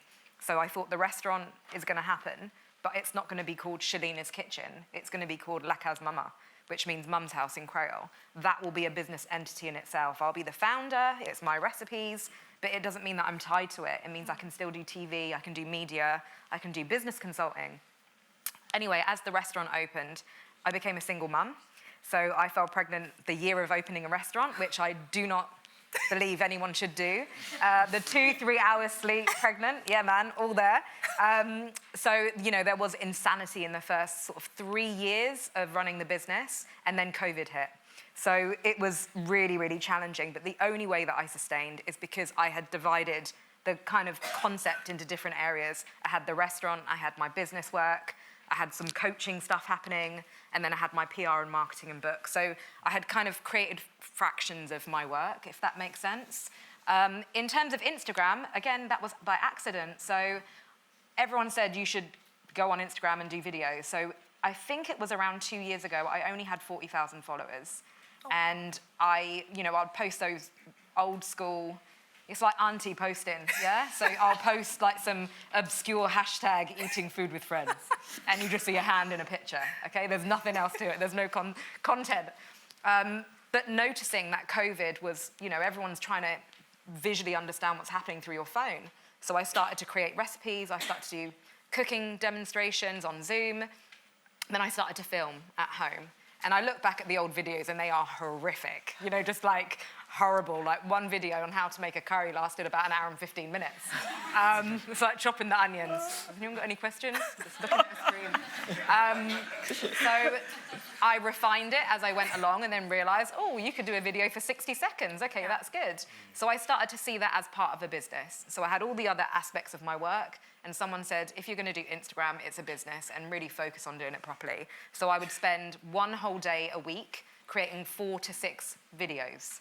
I would film them all when my daughter's at school. She'd come home and she'd eat all of the foods. Would have it for like 3 or 4 days. We had like neighbours, cousins, my nephews coming to eat the food, and that was it, 1 day a week. And then I could actually post those every single day. And if I hadn't thought of it as a business, I wouldn't have grown. And I think that's the key, is see it as a business. It's another arm of a potential aspect of what you can offer people. So Instagram for me is easy recipes that are family focused. I don't talk about MasterChef. I don't talk about being a professional chef. These are food, family recipes that are packed with flavor that people can cook quickly. And they can trust me because I am a professional chef, but you feel safe when you watch my video. That's what I hope to share. So it had grown. So over the last 2 years, it's grown to just under 500,000. And then on TikTok, it's kind of a natural growth. But yeah, very much by accident, but it is because I've seen it as a business. Yeah, that's an incredible accident, though. That is genuinely amazing. I'm wondering, though, what kind of content do you post on Instagram versus on TikTok? How do you distinguish between how to use both? I haven't figured that out. So you guys could probably help me. But no, I literally just reshare. But I have told myself this year is the year that I'm going to start figuring out, like, diversifying those audiences, because TikTok is younger, and I feel like I'm in the Facebook era, if I'm honest with you. You know, I'm the one sending messages to my nephews. Good work, nephew. You know, God bless. You know, so I'm the one doing that. Like, all the nephews are laughing. Like, what is this? So yeah, I think just diversify those audiences. I've got 20-year-olds on TikTok following because they want to understand how to cook this kind of food at home. You've got Instagram that's slightly older who want a more visually appealing video. I think TikTok is, is off the cuff. You can just film a bit kind of more authentically. And then Facebook is, it's the ride or die community for me. It is my proper Mauritian community. They're all on there. The ones from Mauritius, the aunties, the cousins. Everyone just cusses every time I post an authentic recipe. This is not traditional. This is not how you make it. The flavor is wrong. Where is your seasoning? But I love it. I love the banter. So yeah, figure out your audiences and then start to create unique content on all. And that's how you grow. And obviously now you can make lots of money on that. So I think, think about how that works. And especially from a marketing perspective, if you have products to sell, but see yourself as a product as well. Yeah. Shagun, I'd love to know, do you have any tips on how to use those different platforms? Like, I know I've seen your Instagram and, I think there's a post every day at least. Yeah. So to be fair, the post every day it's very, very intentional because the algorithms are against you nowadays. And if you're not super active on the page, then you're kind of almost lost. So we use a system called Plan, and we schedule all the posts. We go out and get as much content as we possibly can, and we've got like 3 content pillars. So one is education, one is food, and then one is fitness. So at some point there has to be something that relates to them, and then we can slot in things like, oh, we were at an event, or oh, here's a recipe too. So that's another pillar too, is recipes as well, as we become a bit more like a foodie type brand, really. So yeah, and then it's then how we differentiate that versus the likes of TikTok. So on TikTok, we do more meme type stuff. So we call Instagram like the adult version, and then the TikTok is for the kids and like the memes and all of that kind of stuff. But I am petitioning to bring back MSN Messenger. That would be quite nice. I'd love that. That from back in the day. But yeah, that's kind of what we do and how we're going to do it. That's really great to hear. I love that you also give practical advice on what platforms to use for scheduling. That's really great. Yeah, and there's another one called Later as well. We used to use Later, but then we use Plan now. So there's quite a few of them out there, and you can also do scheduling within the Instagram app too. It just takes that worry away from having to post every single day, chuck it all in, write the captions, and then get it out. Yeah, of course. Although, Shagun, you do have a larger team as well, so that really does help. But what I'm wondering, Natasha... But I did do the same thing when I was doing it by myself, by the way, as well. Okay, good point. Natasha, you have a full-time job, and you run a business, and you're also the face of your brand. How are you doing that on the back end?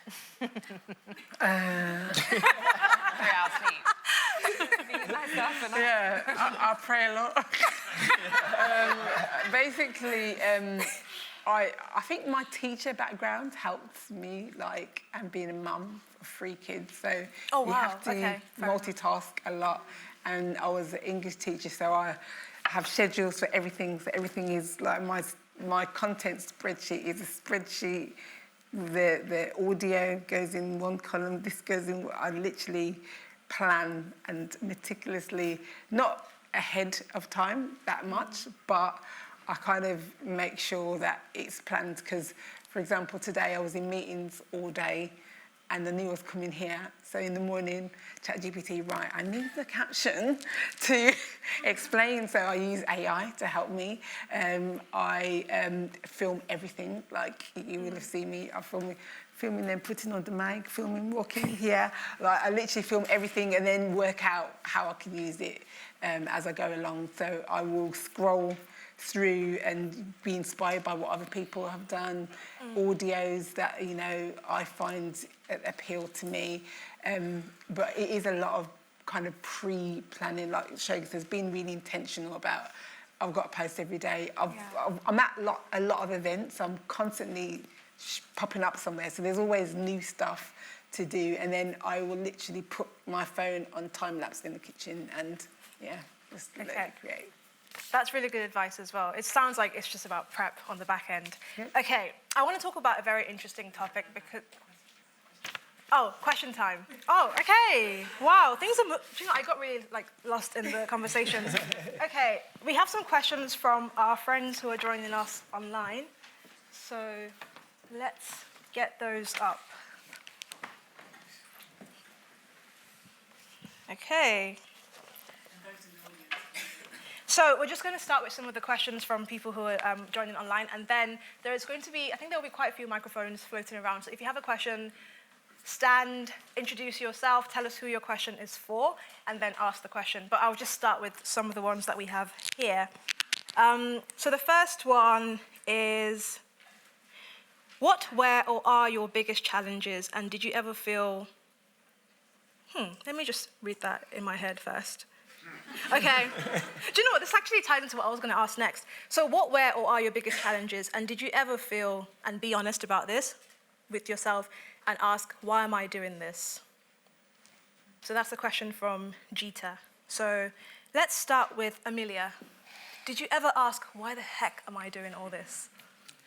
Actually, no. I think that if you really distill down your why, you've got to have that so strong because there are so many challenges. And I would say it means that when you face those challenges, you're kind of thinking about, okay, what's the silver lining? What's the learning? Having that growth mindset. And that's kind of what sees you through. So I would say that if you have got that why, you know, and also I think as the founder as well, your mood and your approach to challenges can infect the teams. If I'm really stressing out about something, my team are just going to feel really anxious, unmotivated. Yeah. Whereas if I can kind of reframe it, see it as a learning, as a challenge, and something that was inevitably going to happen at some point, I just had to learn this lesson now. I think that's the way to move forward. So I would say I don't like to see things as challenges, but learning opportunities. That's extremely healthy. No. Obviously, it takes a lot of, breathing, but... Yeah, no, I'm sure. Do you meditate or...? I do. I try to meditate. I love the Calm app, and Jeff kind of sees me through. So. Oh, Jeff, is it? Yeah, okay. yeah, he's called Jeff. Okay, shout out to Jeff then. We have another question that I would... To remind, you can hear me now.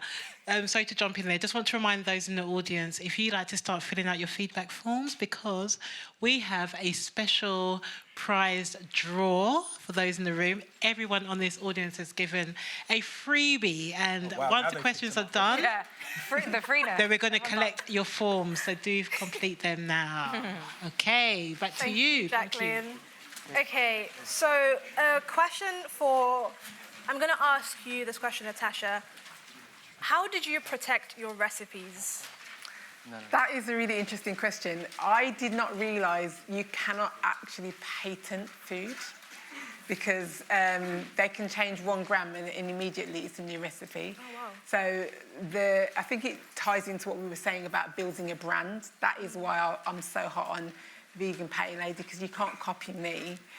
So even if somebody wants to try and make another meaty vegan patty, they can't copy me, baby. So I think that's the thing to have to understand as food, because especially when you go into manufacturing, they can sign all kinds of, IP, but essentially 1 gram away is a totally different recipe. So you kind of have to really build heavy in on the brand and do some IP law stuff as well. But it's not as easy as just painting it and nobody else can ever make Yeah. Shagun, do you have any tips on that? Because I know you have a manufacturer. And Yeah. you sort of let go of control. In all honesty, it's the exact same thing. Like, you genuinely cannot, like, the recipe's on the back of pack pretty much. You know? Yeah. So it's like, chicken breasts and broccoli and brown rice, etc. So again, it is about building that brand and being the go-to brand for that customer segment.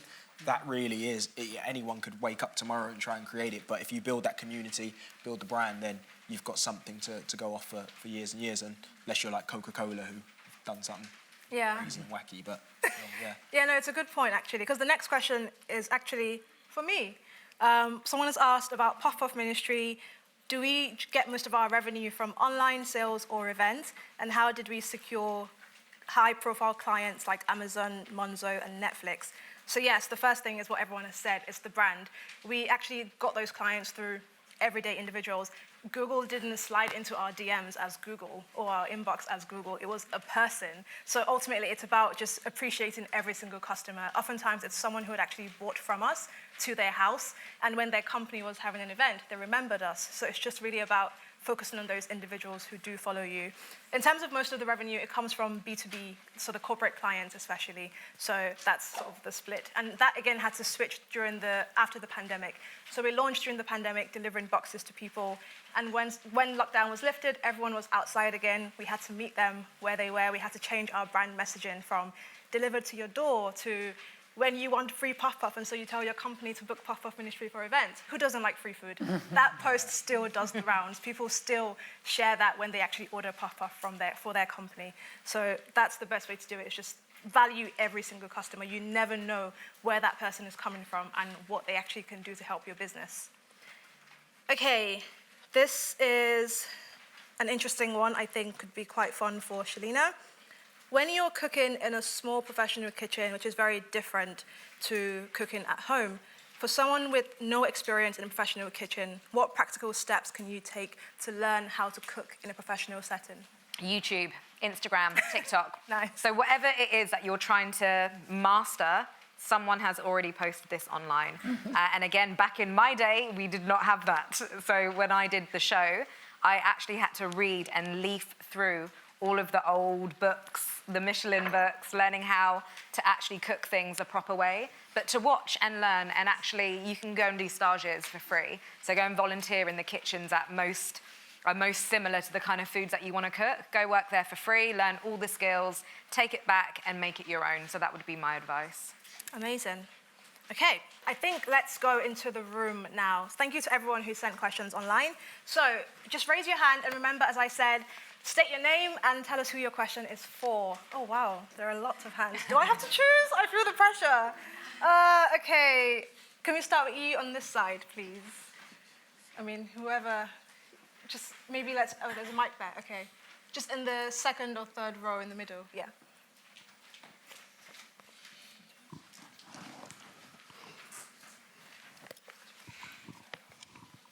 Hi, my name's Katie. Thank you everyone for such a engaging and useful panel tonight. So my question is for all of you actually, and it's something I'd like to hear from business owners.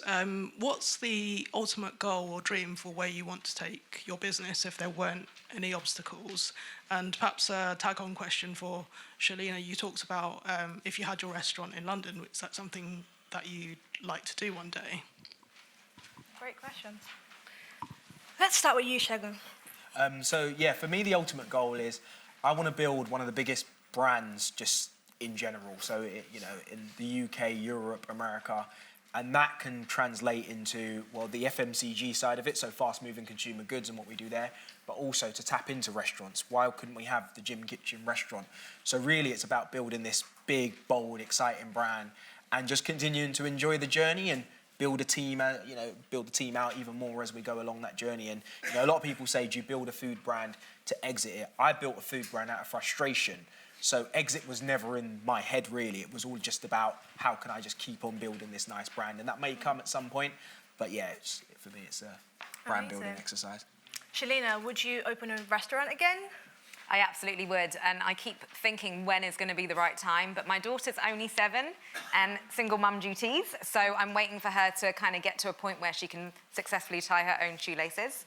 And when she gets there, mama's gone. No, I'm joking. I want to come back to London and I really want to do what I wanted to do before. But obviously with more experience, knowledge, and ChatGPT. Amazing. Amelia, what would you say? I always say we want to be the brand that made people love beans, and I think our view of success is getting people, every UK household, eating beans as a meal 3 times a week. That's kind of real gold. Yeah. And I think, whatever it does to take us to get there, because you might change your strategy. I could say be in every supermarket, but maybe we end up choosing to do more online sales. But that's the dream. Brand that made us love beans. Yeah, I'm definitely eating beans about 4 times a week. Great. Yeah, I'm in the top 1%. You're in the top 1%. Natasha, what's the big dream? I often say take vegan patty lady to the world. Amen. I really believe that it's going to be global. Yes. But I just really, more than that, want people to eat cleaner. I want everybody eating vegan food and knowing what it is that they're eating, and just to have a healthy vegan option that tastes good. I love that. And for me, with Puff Puff Ministry, again, very similar ambitions is take it global. Like I said, you go to Chinatown, we have tons of different desserts. Everyone knows about churros, right? And so it's about making sure that Puff Puff is seen in the same way as a brownie or a cupcake or a cookie, because why not? We always like to say they're like donuts, but better. And they are much better than donuts. You can fight me on that. Next question. Okay, just on the second row here, please. Thank you. Hello, and yes, I echo the thanks for all the great commentary. My name's Todd Guyton. I'm the owner of Peppered Pellet Co., a small business based in Lancaster, as you can probably tell from my accent. We make artisanal award-winning sweet heat treats, and when we won the Taste of Lancashire Award in February as an American in Lancaster, I was told that we were very disruptive, and my second grade teacher told me the same thing, so I guess I'm carrying on the theme. But as a disruptive category, making a hot sauce I created for dessert, but customers use in so many crazy ways other than dessert. We're rebranding at the end of the month, launching with booths, which is quite a big challenge, but also an opportunity. How do you create a disruptive brand that fits in and doesn't disrupt? I think that's a really good one for you, Amelia. Ooh. How do you create a brand that doesn't disrupt? A disruptive brand. A disruptive brand that doesn't disrupt. I mean, I want to disrupt, so I would say that disruption is a good thing, because everyone else is kind of doing the same old thing, reading the same old thing, so doing things differently. As a small brand with small budgets, you're way more likely to stand out. So I would say, we probably try not to disrupt in what we do, because I think that being brave is what gets you seen. So I would, go into booths. Congrats, by the way, that's really exciting. And just do things differently. Like, get told off for being outside and sampling people. Like, we've been taken off the streets by police. You're not allowed to actually be here. Like, oh, sorry. But Too late now. Forgiveness rather than permission. You can do that as a small brand. So just own it. Yeah. Okay. And sorry, the other thing I would say is, whenever you're creating your products and your artwork and your branding, you always look at it and go, oh my days, this is fantastic, because you fall in love with it. I always say just print it out, wrap it around a jar or a can, and go and stick it on shelf. Does it actually stand out? Does it do what you need it to do versus everybody on there? And sometimes you'll go, no, you've got to tweak it, and that will help with your how do you be disruptive too. That's really good advice. I mean, it doesn't cost that much money to do that. Yeah, exactly. It's just a label around a Coca-Cola can. Yeah, that's really clever. Yeah, very nice. Next, oh wow, there's more hands. Oh my goodness. Okay, let's start with the back of the room. There is just at the last row there, thank you. Yeah, you. Thank you, hi.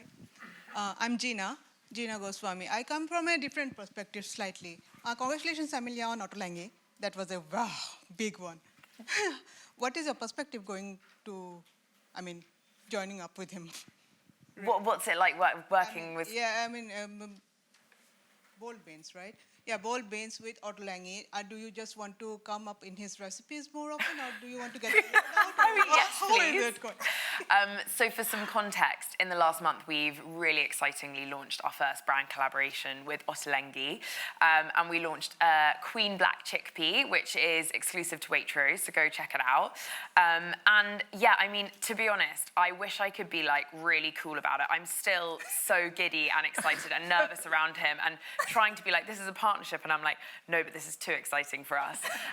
The truth is that he has always been celebrating beans in his cooking, and actually I was, given his vegetarian cookbooks like when I was a teen, and it was what really first got me to get excited about vegetarian cooking. By the way, I do eat meat. I just want to eat more plants for environmental reasons. And he has played such a pivotal role in kind of getting ingredients better known that are more niche. And as I said, in the future of food, building a more kind of diverse food future. In the case of beans are an incredibly diverse source of food. There are so many thousands of varieties. They've got a bean that can grow in the desert, which is so cool. And, I see if we can build up, the black chickpea is actually more drought resilient than the white chickpea. So if we can build up demand for these absolutely delicious and interesting varieties, partnering with Ottolenghi is obviously amazing. But I still can't really believe it happened. So probably not a good answer on that front. Okay, let's have 1, 2, 3 in the fourth row. Well, there are like 3 hands in the fourth row on this side. Let's start with the lady in the black top, please. Thank you. Thank you, guys. Very enlightening and really good knowledge to share from all of you. My question is maybe a little more personal, but I know for me, I've had certain achievements in my life that, I didn't think I could do and felt a great amount of imposter syndrome. So I wanted to know, have you kind of had that experience and how you overcame it, and how did you come to terms like, yeah, I am successful and I can accept that and really take it all in? Because sometimes it's hard. I actually want to do something different and ask you that question, Shagun, because I feel like women talk a lot about imposter syndrome. I'd love to hear about this from a man's perspective. That's the answer. Exactly. There is no imposter syndrome. What do I say? Set me up, man. I guess I've got to say I'm not an imposter, really, don't I? See, now what I was going to say, right, was I don't believe in imposter syndrome, and that's why. That is why. But I know that's not a very productive answer. So. Yeah. So I guess for me, I always talk about growing up in East London and growing up around poverty and, knife crime and gun crime. So for me, there is no such thing as imposter syndrome, because I've come out of an area to somewhere else, and you just feel like you just belong. And all you're doing is creating and trying to have fun whilst creating. So, yeah, for me, it's, I mean, just belong, just, really. Yeah, just own the space. I mean, Yeah, has anyone had imposter syndrome? Oh, yeah, fully. Yeah, even with coming here, like these lot. Damn, see? Big people, big guns here, I'm like, no, I'm not baby. big guns. How did you overcome it, though? You just do. You just walk in and, I think you said fake it until you make it. I'm here, and you said read out the thing. I'm like, okay, let me be presented today then. Just own it as you walk it. I'm making it up as I go along, flying by the seat of my pants. I ain't got a clue what I'm doing. And literally, as you do it, people are saying, yeah, you deserve to be here, like me. So I would just say, just walk it out and pretend that you belong until you feel like you actually really do. And I would say that kind of addressing, where you're feeling out of depth. There can be certain situations where you feel like, on a panel that's quite scary, that's quite isolated.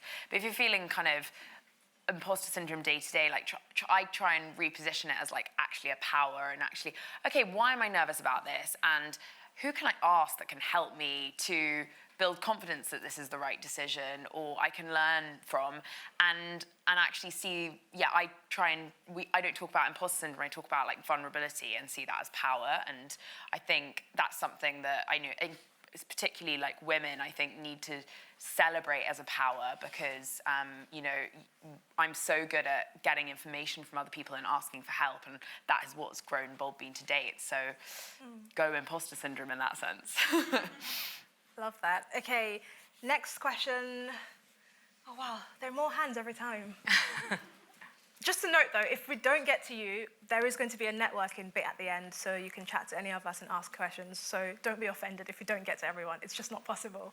Let's start on that side, on just this row. Are you wearing a green or grey sweater? Okay, I can't really tell. Okay, green.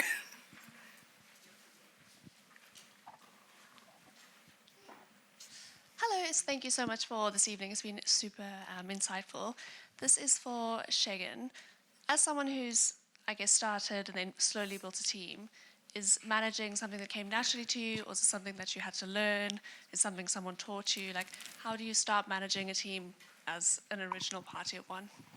Yeah, this has been a tough one, to be honest, because, like you say, I've managed people in the past in a business, but it becomes a lot more personal when you're actually paying someone that, might not even be delivering, etc. So you start to learn different processes and procedures, and like I've done a lot of, kind of almost learning and development in terms of my style and how it works. So I've had to adapt my style a little bit more to, to work with people, be a bit clearer in terms of goal setting and what we want to achieve and those kind of things, but also just sharing what the vision is. What is everybody working towards? Because it's so easy in a brand to just get caught up in the day-to-day and not see what the kind of almost the top looks like. But then there's also bringing in good people that also teach you as well. So I've learned a lot from people that work with me in terms of just, processes and systems, and they come from other companies and they start to bring things that really like kind of help you. So yeah, hopefully they're the kind of tips and tricks. But yeah, people are painful sometimes, I must say that. Yes, true. Okay, oh wow, every time there are more hands. Okay, let's go to this lady in this amazing colourful blazer. I'm not biased or anything. I like colour. Just in the second row, please.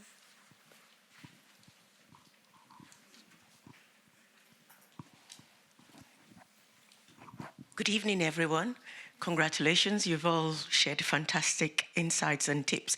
But I've just want to ask, has anyone got any plans in terms of giving back to a certain community, possibly where the beans have come from, or, just giving back, perhaps to a school or where you've got some inspiration from? So is there any initiative you've got in place to give back? Or perhaps, sorry, I'm not being biased, there are 4 women on the panel. Are you looking to give back to women? Mm-hmm. Thank you. Yeah. I might give back to women as well. I can start with that one. So honestly, with Pop-Off Ministry, one thing that we do, and we're very proud of this as well, is, and I think this should be the bare minimum, is first of all being a London living wage employer. And the second part of it is partnering with local colleges and schools to bring in people who want to work in the food industry and giving them that experience. I don't know, it's really expensive to even get your level 2 food safety or your food hygiene training. So even just being able to pay for that for someone, and even if they do leave us eventually, they have that already and they can go elsewhere. So that's one way in which we definitely do like to give back. And also the over 50s. Sometimes when we're really, really busy in the kitchen, there are so many aunties and grandmas who have experience in food and work in food. We bring them into the kitchen and get that puff-off going. So that's another way we do it as well. Anyone else? Yeah, I think that increasingly, we're a B Corp, we really care about that. And I love the idea of, for example, giving back to like where our beans are grown and things like that. It's really hard when you're a startup because you're also really trying to kind of do so many things. And I would love to build a kind of part of the business in the future where we, have a kind of a function that is giving back, particularly to, say, for example, our bean growers. But it's also, you need to survive to have impact, and being practical, like our goal is right now survival as a startup that is mission driven, and I do firmly believe that if we can make the world love beans, the world is going to be a far better place. And you know, if we do, when we do hopefully start kind of having a kind of charitable, profitable, kind of for-profit arm of the business, it also needs to align with that. So we've got dreams. We've got dreams about, you know, maybe something around the soil health. You know, we give to charities kind of product, because that's kind of, we work with a charity in Bristol, and we sent them a load of beans, and they give to their kind of local communities recipe boxes. We do isolated things like that, but I would love to formalise it in the future when we're kind of not in survival mode. Yeah, that's real. Yeah. Anyone else have anything to add? Yeah, so I grew up loving grassroots football, so we work with Middlesex FA, and this is why I was saying the women's thing, because we sponsor women's football as well. So a couple of women's football teams, and yeah, we just want to keep on doing more within that community because of the impact that sport has just in general on people, you know, that teamwork, that winning and losing, and we don't really want to lose that, if you see what I mean. And then I also talk about, you know, kind of black entrepreneurs, and, you know, I didn't see anybody like me, so I was kind of almost just chasing this and having to do it myself, but we want to start working on like more diverse placement schemes and, you know, that kind of thing in the next year or two. That's very cool. I am going to move on because we have lots of hands. So let's go to this third row on this side, please.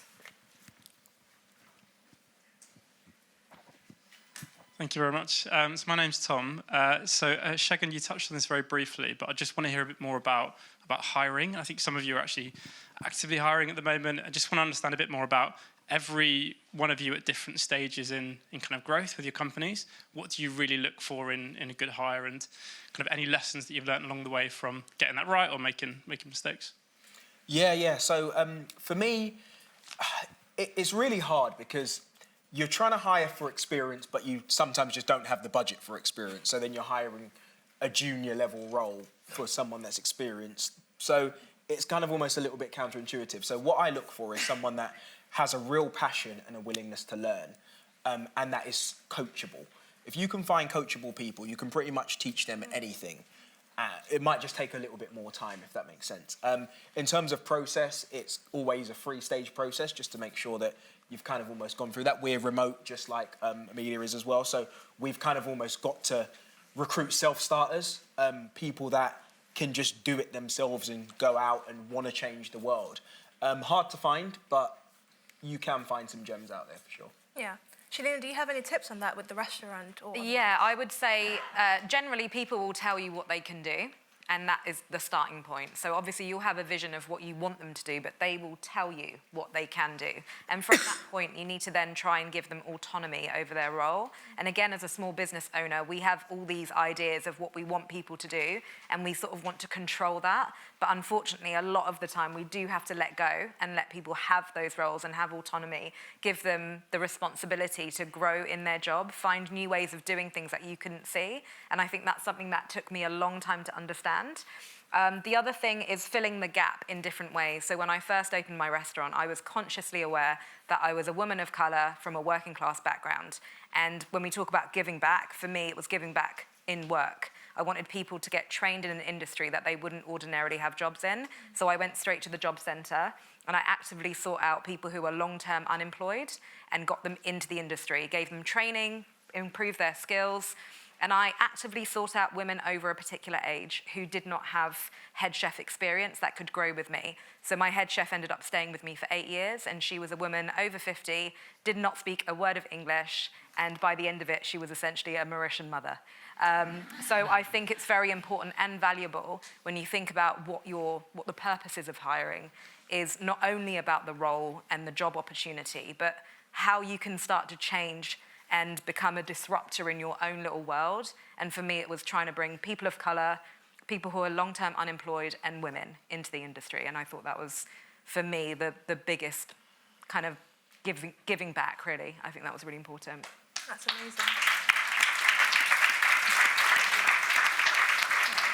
That was very heartwarming. Okay. Oh, wow.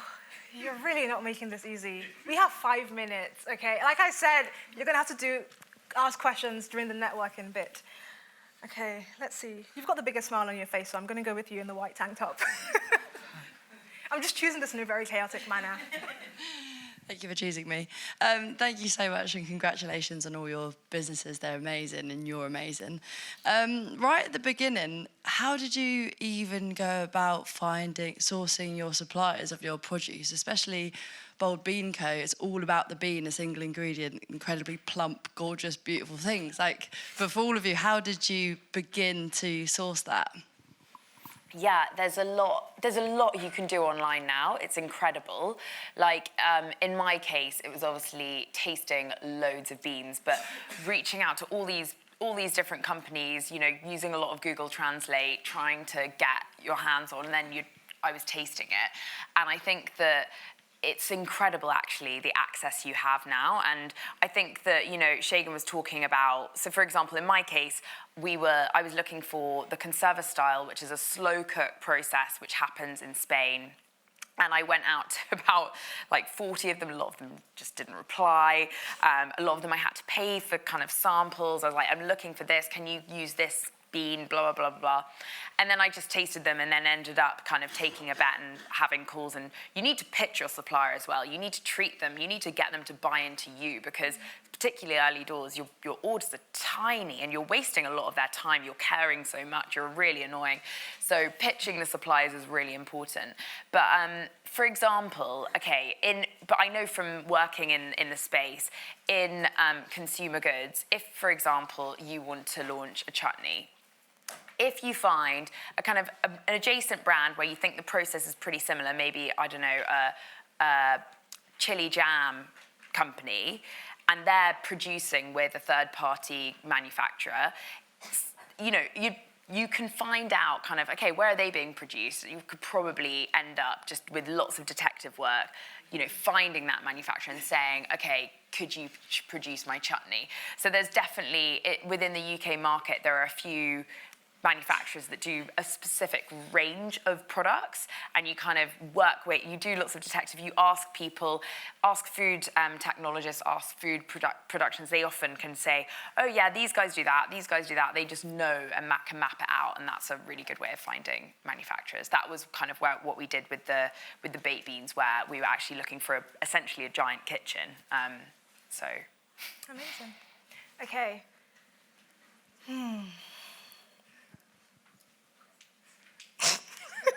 Sorry. Okay, on that side, just on that same row, please. Yeah.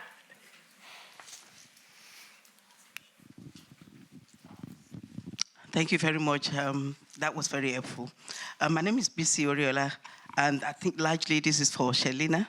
I come from Nigeria, and there is a particular hot sauce that we do. Ayamashe, you probably know it, Marianne. Yes. Okay, so I came up with the concept of, because I know everybody loves Ayamashe when I used to cake trade, and I came up with the concept of actually bottling it in a jar, and I've been doing that for a while, which is selling, but I'm at the point of I'm trying to scale up now.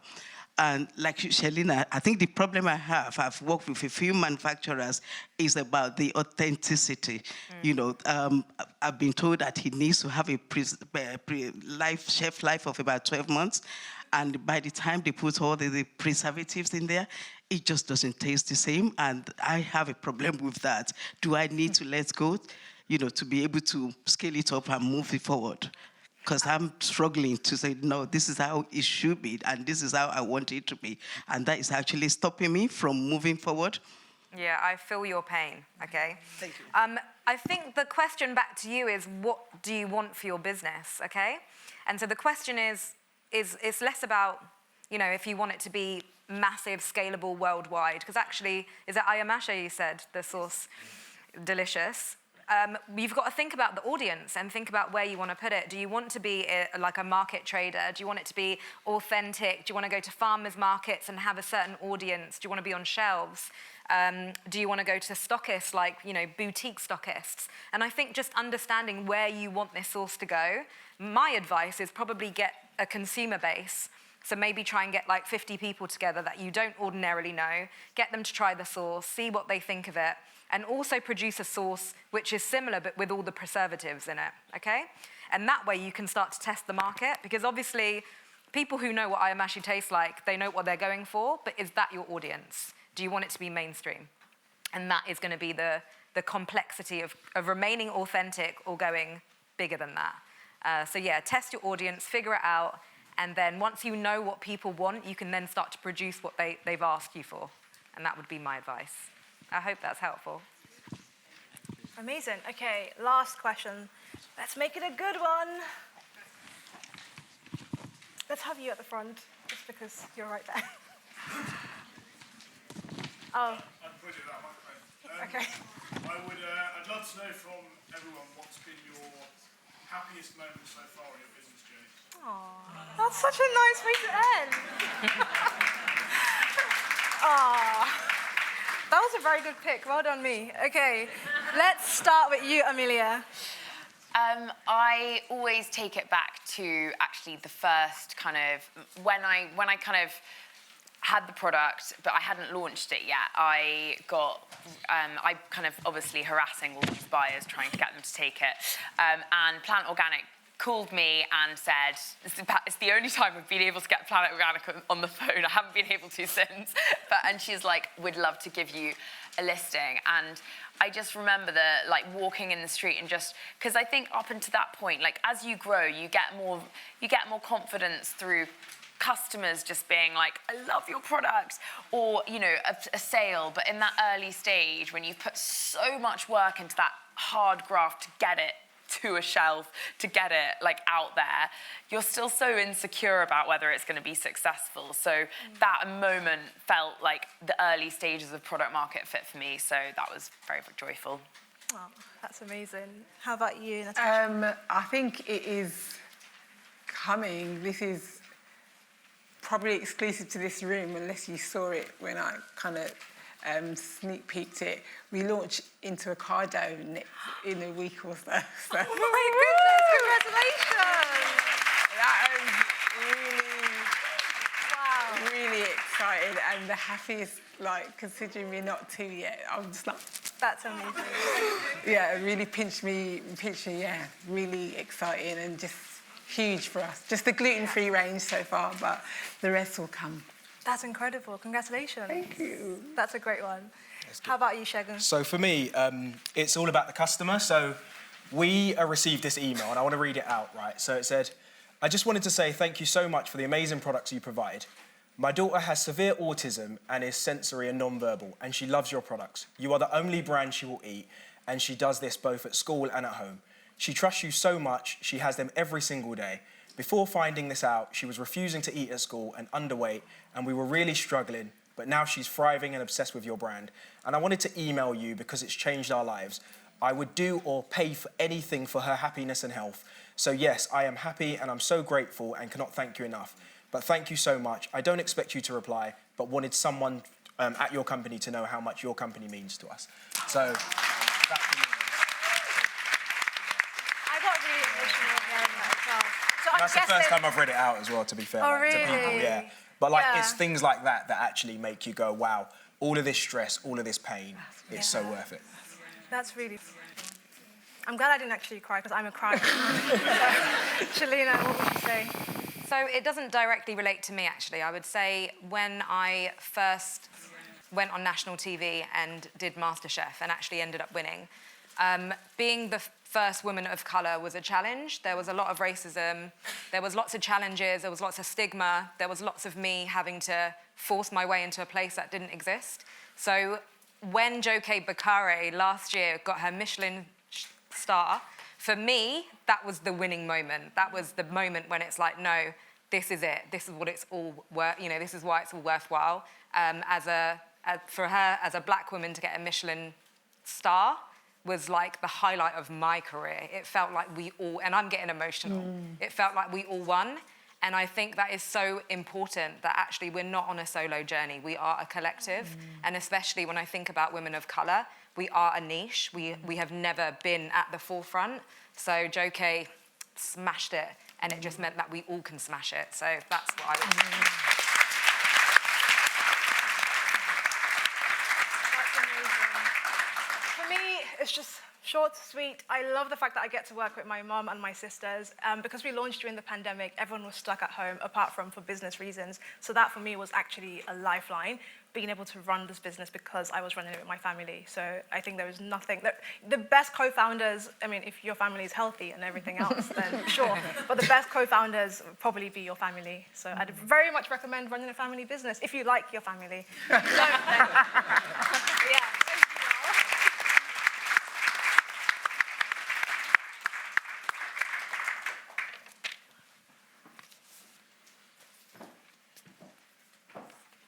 It's me again. Wow, let's give them all another round of applause. Amazing, amazing, amazing, amazing. So, as promised, you know, they were so lovely to all give some kind of gift away that would benefit you guys here who are entrepreneurs or just foodies. So I want to say thank you all, because for some it's time, for some it's product, and it's all an amazing gift. So we're going to go one by one before we wrap up. So the first person I'll go by who's here closest to me to start with, and we're going to pull your name out of the jar. So I don't know if Jordan and team have it. Awesome. Now, if your name is pulled out, we give you the opportunity, if you would like, to come up on stage, have your picture taken, and then we will have the speaker, our guests, to contact you, or we'll connect you with them, get the prize from them afterwards, okay? But you don't have to. If you don't want to, you can just stand up and just wave, and then that's fine, okay? I don't want to force you, So, but let's start with, I'll start from the end that way. So, Shalina, you'll be the first, okay? So, Shalina, as you know, she's an experienced professional chef. She's got a range of experience. And many of you may want to do similar business to what she has done. So she's going to offer you half an hour of her time. 1 hour. No, it's 1 hour. I checked. Look at that. Now wow. Just snuck that in, didn't she? Yeah. Be kind to her in the 1 hour for whoever wins. So that will be 1 hour of coaching with Shalina. That's going to be amazing. Woo!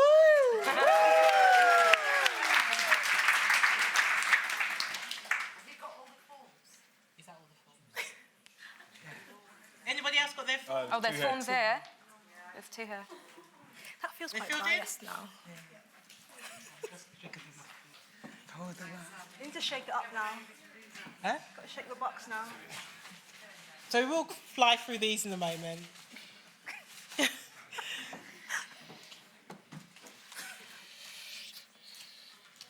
The suspense, hey? Okay, we have Gavin McWhirter. Is that correct? Who's up for the photo? Would you like to come out, Shalina? Would you like to come here? Yeah, over there. If you can come this side, my friend. Thank you so much. You want me over there, yeah? Yeah. And then afterwards, Isabel will direct you to the back. Okay. So we're going to take a picture right here. Picture. Yep, okay. Hello. Fantastic. Well done. Thank you there. Well, we're gonna... Okay.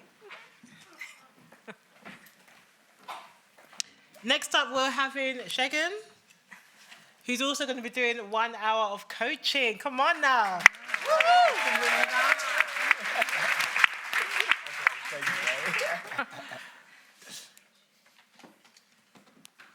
Okay, so the winner is Selassie, is it Gabomi? Bake Off winner. Oh, well. Find it. Wait, Yeah. what? Where is Selassie? Runner-up for Bake Off. Oh, come on down. Come on down. If you like to come. Come on down, man. Oh, you don't want to come down? Would you rather not come down? Oh, you don't want to photo with me? That's awkward, isn't it? I'm playing. It's quite stuck in the middle. He's coming. Give it around, make it I know, yeah. I want a sneaky photo in the corner, do you know what I mean? You can take the picture down there if you don't want to come up. There's choices. Congratulations. Congratulations. How you doing, bro?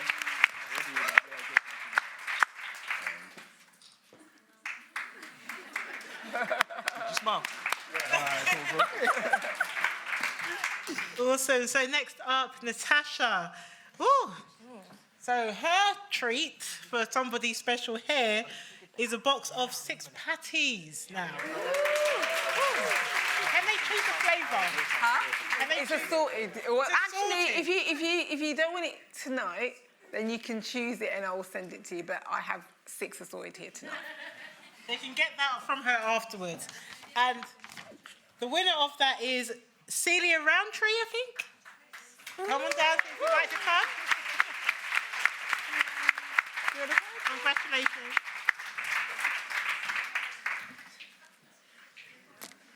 And I have to tell you, because I was at an event for the British Library a few weeks ago, and I ain't gonna lie, they were there, and I have hands big like this that just kind of grabbed quite a few, and I kept going back. They were so delicious. And as someone of Jamaican heritage, they are like Jamaican patties. Not Jamaican-like, they are made in the UK. Okay, well, congratulations then. And Amelia, she's giving away, is it 2 or 1 prize we're doing? 1 prize. It's 1 prize. So for one person... 1 big prize, rather. A big prize. So bestseller pack worth £27. 6 of the best beans. Come on now. Woo. Plus a copy of her cookbook. I mean, she's going all in. Come on. Who's the winner?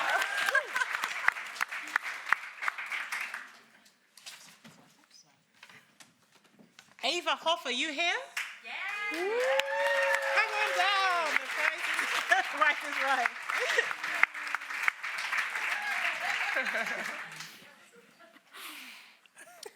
Okay. Are you based?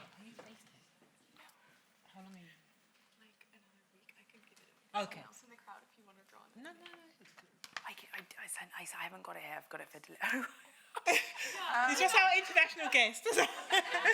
But we'll work it out. We'll work it out. All right. She won fair and square. Congratulations. Enjoy the rest of your trip as well. And last but not least, our host for tonight, our moderator, Marianne. She's also given away some time, so should I give it a bit more time? Now, the pressure. Okay, fine, we're doing Gonna have to do. She can also give away an hour of brand marketing, because that's also something that she does. So for those who are doing their business, it's a great prize.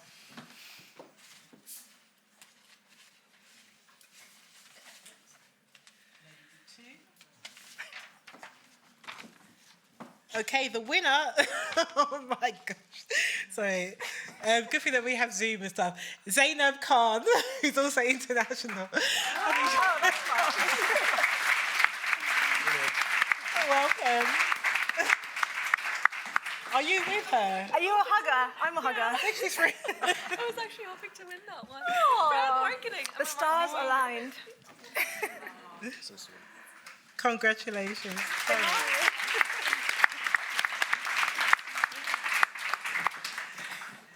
So that's it for tonight. But before I wrap up, I just want to invite our guests to just make their way out to the right-hand side. With Isabel and Alison will direct you, so if you'd like to make your way. But first, we'll give them all a round of applause. You want to come this way?